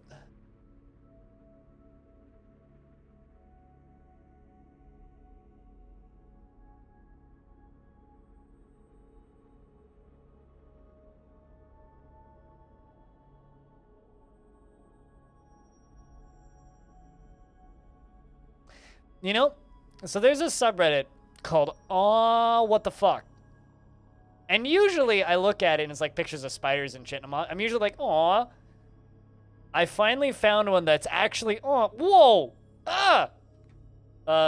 be wary of that link, but I mean, it's safe for work. It's just, be wary of it. Might make you go, anyway.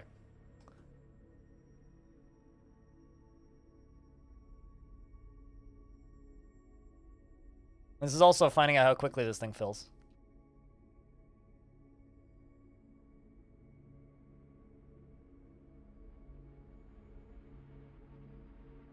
That's adorable. It is, kind of, but also that poor loaf of bread.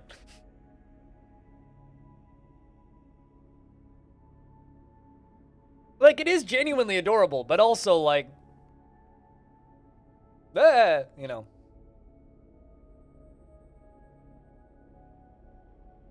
We Want Plates? You're not subscribed to We Want Plates just so you can go on and binge the top of the month once or twice a month. I showed that to a friend of mine the other day because he was complaining about a restaurant that, like, gave them food on newspaper, and he was like, oh my god, this is the best subreddit.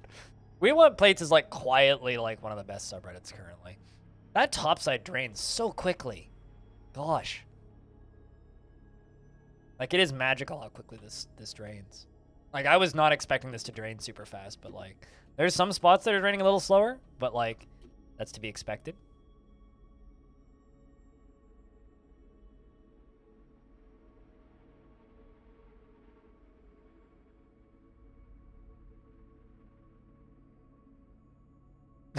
If you feed them a bunch of cheese, you can have Stromboli. Stop right there, Darren. You're a problem. No. Mice in bread is not cute. So you know how a lot of you guys are just like yapping at me about how jumping spiders ain't cute? Well, you're wrong, but that's fine. Mice in bread, not cute. I don't know if this is like a particularly controversial take or anything. But...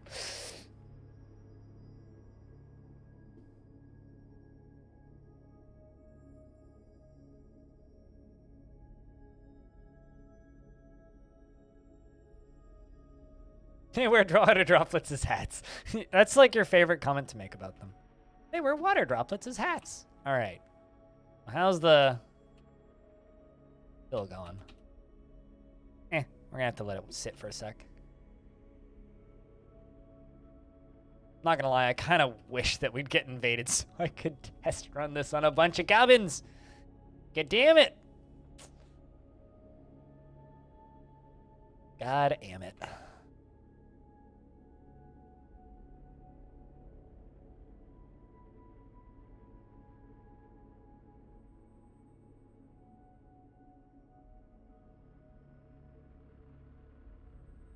We'll see you when we see you, alligator.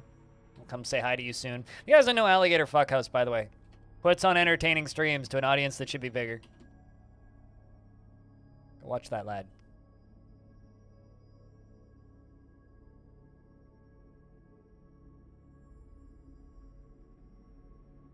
Like, this whole area is still, like, fucking full, but...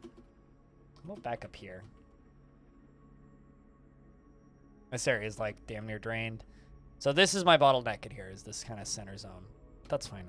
I should be able to make that drain quicker.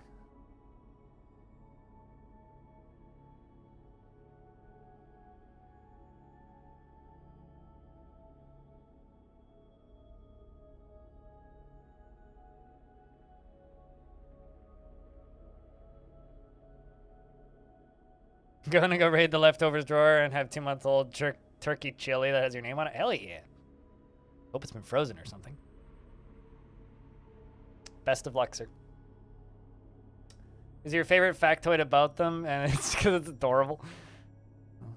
It's just like my favorite factoid about hamsters, that they can drink more alcohol than any other living creature.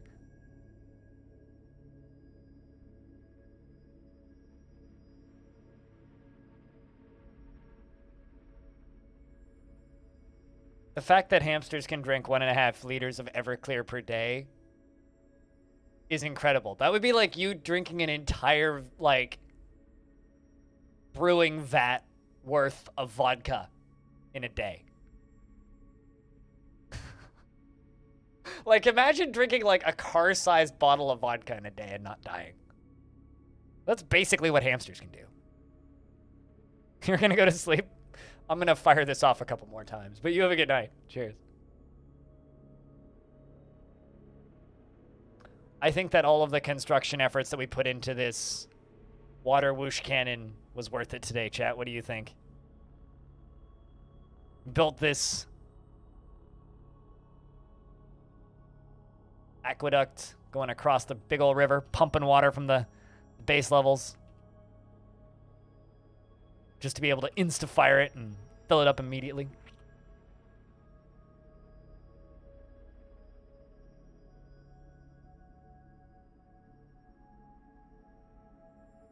Oh, it's absolutely silly as hell, and I love it. That fact about hamsters.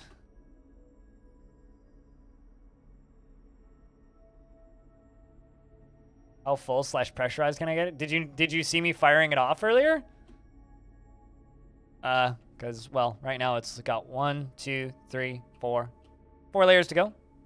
Or 3.5, I guess.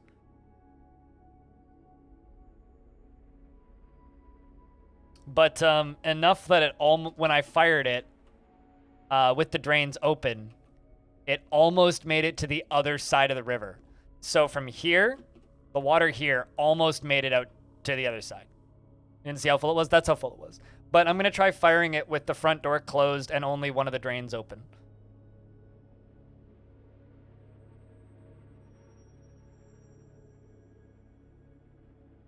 So to anybody who missed it, you might want to keep your eyes open.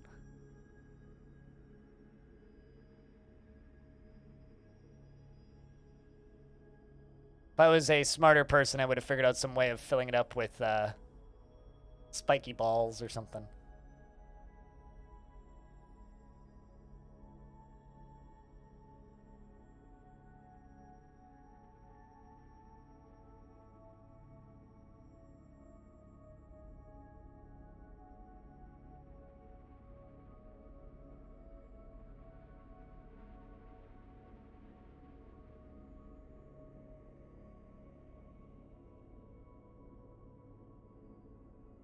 Pressure washing my fort? Well, pressure washing the other side.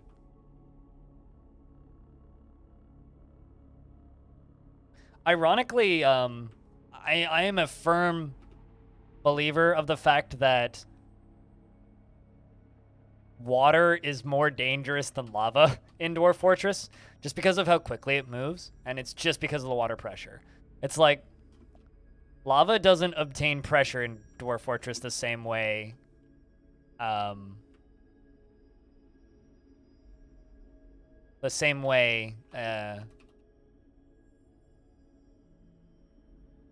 water does, but man. let's swoosh some of this down in there too. Get a little extra pressure up in here because we can. Should probably clear those bodies out of there at some point too.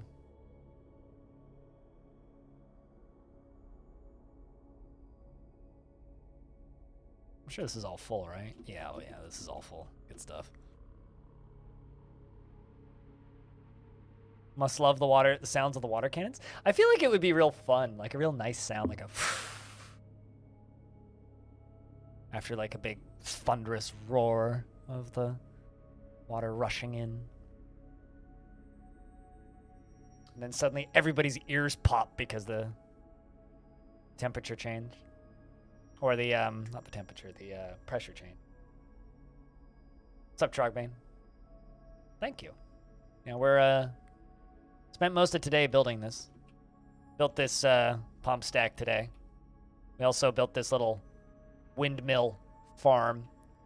It's sticking out the side of the cliff. I'm very happy with it. I think it looks real nice. The giant toilet. Trust me, this is not the best giant toilet I've built. The best giant toilet was for sure in a volcano fort that I built, and it was a lava toilet. This is not the best toilet I've built. Though the reason the lava toilet was better was because it was literally like a spiral, and it fell down a giant, like, circular hole in the bottom that would filter back into the volcano. I can't remember the name of that fortress. It was like the last fort, one of the last forts I did before I started Long Dance, so it was like summer 2020 I did that fort. It was kind of a while ago now, but it only lasted like 7 or 8 streams. It got killed pretty quickly because we pissed everybody off.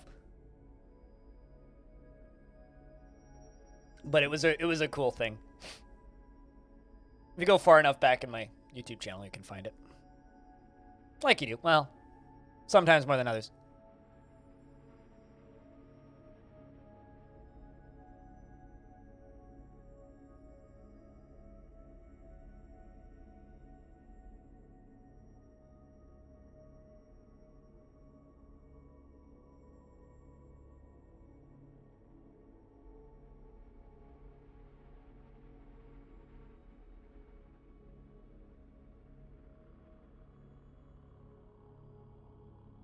Oh, hey, Jupiter Hell publishers have released another game.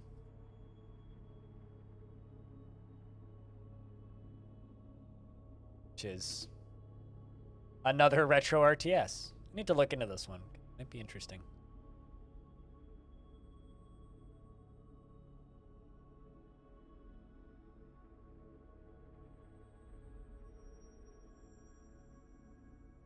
While I wait for this thing to fill.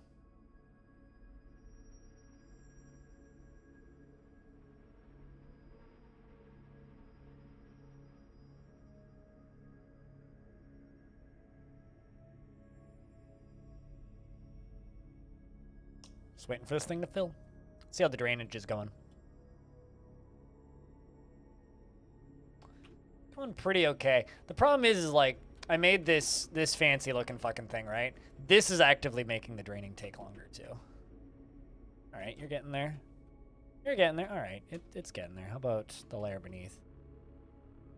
Also getting there. Almost done on that side. It's just this one left. And the fill. Got like 1.5 layers to go.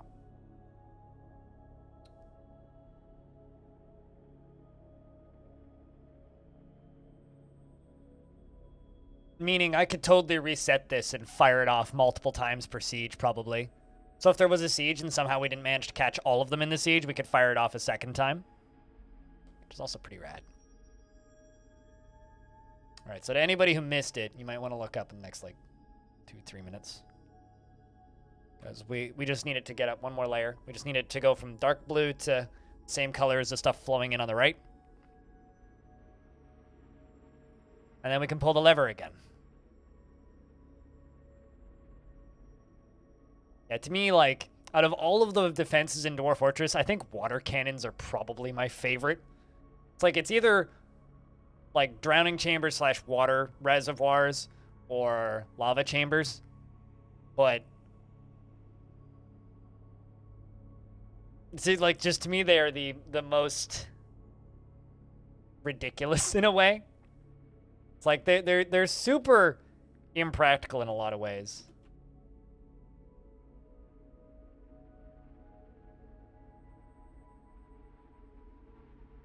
Gotta have at least a boyer or somebody with a boyer job. Oh man, I've streamed late today. I think we're just doing dwarves today, guys. Do more of the Veil on the weekend.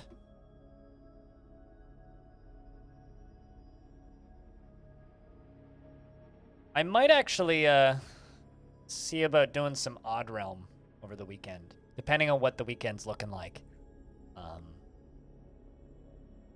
Because I think next week we'll be doing some Odd Realm, because the developer of that game basically released the most recent patch. He's just moving into bug fixing now.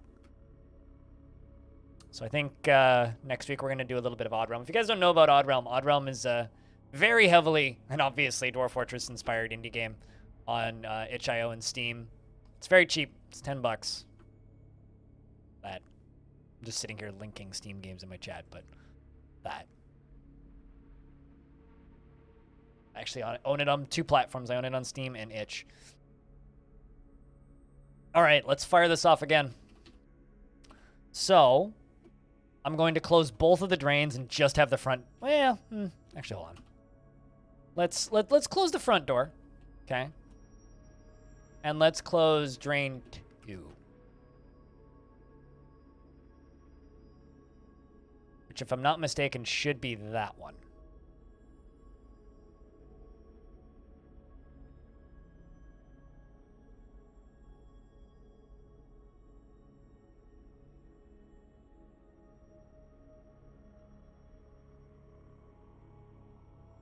I mean, I obviously have to wait for them to, you know, actually get to the levers. So that one's closed. Cool. So yeah, all right. So it's just this one in the center of the screen now. I'm not mistaken. Yeah, it's just the one at the center of the screen. And the one up in the top right. So there's just 2 spots where it can drain out. So let's just pull this lever. Oh, no, not that one. Nope. This one. Trap Go Whoosh.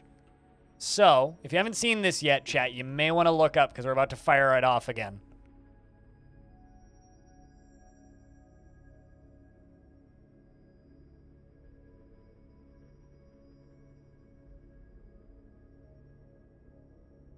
We're going to fire it off of that center bit. So this is full force basically on 1 drain. Or 2, rather. Let's see how much further they get. Oh my god. Not that much further, but still. That's so good! Also, why did you not end up going to that top bit there? Eh? Very confused.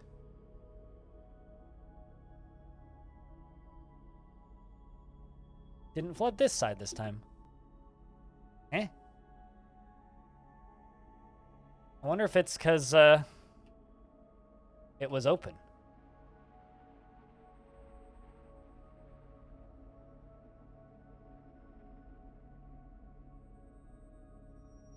I'm not sure why it didn't flood into this side this time.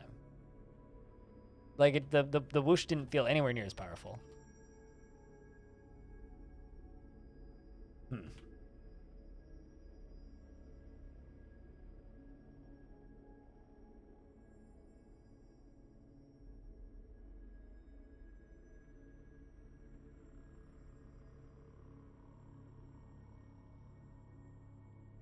Yeah, it didn't fill up that side that time. I don't know why. Odd. Make some adjustments. Like, I thought that it just had like a spot where it drains in.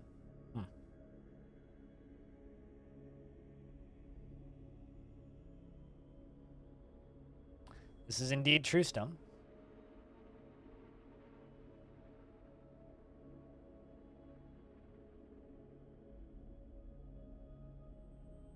Maybe it just drained so quickly.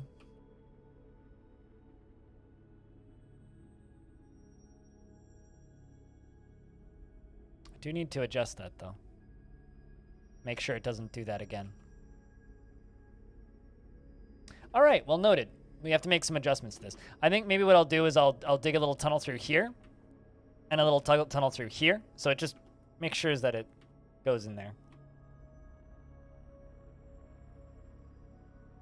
Asking if you've tried slapping water? Is that what you're asking? I probably shouldn't release the dwarves just yet, so. Chat, we have been streaming for 9 hours and 40 minutes.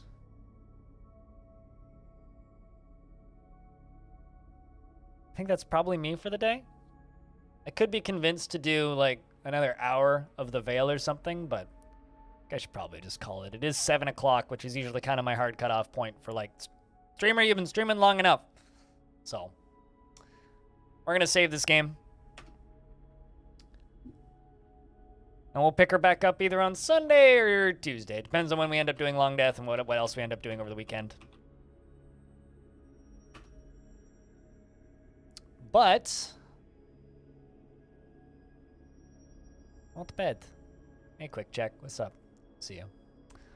Before I do anything else, though, I just want to say thank you very much for hanging out today. It's good to have you. Seriously. I don't get to do this job unless people watch and subscribe and support on Patreon and click on YouTube videos and get forced to watch awful advertisements. But thank you for letting me do this job. This is a pretty cool job. Well, cheers, everybody.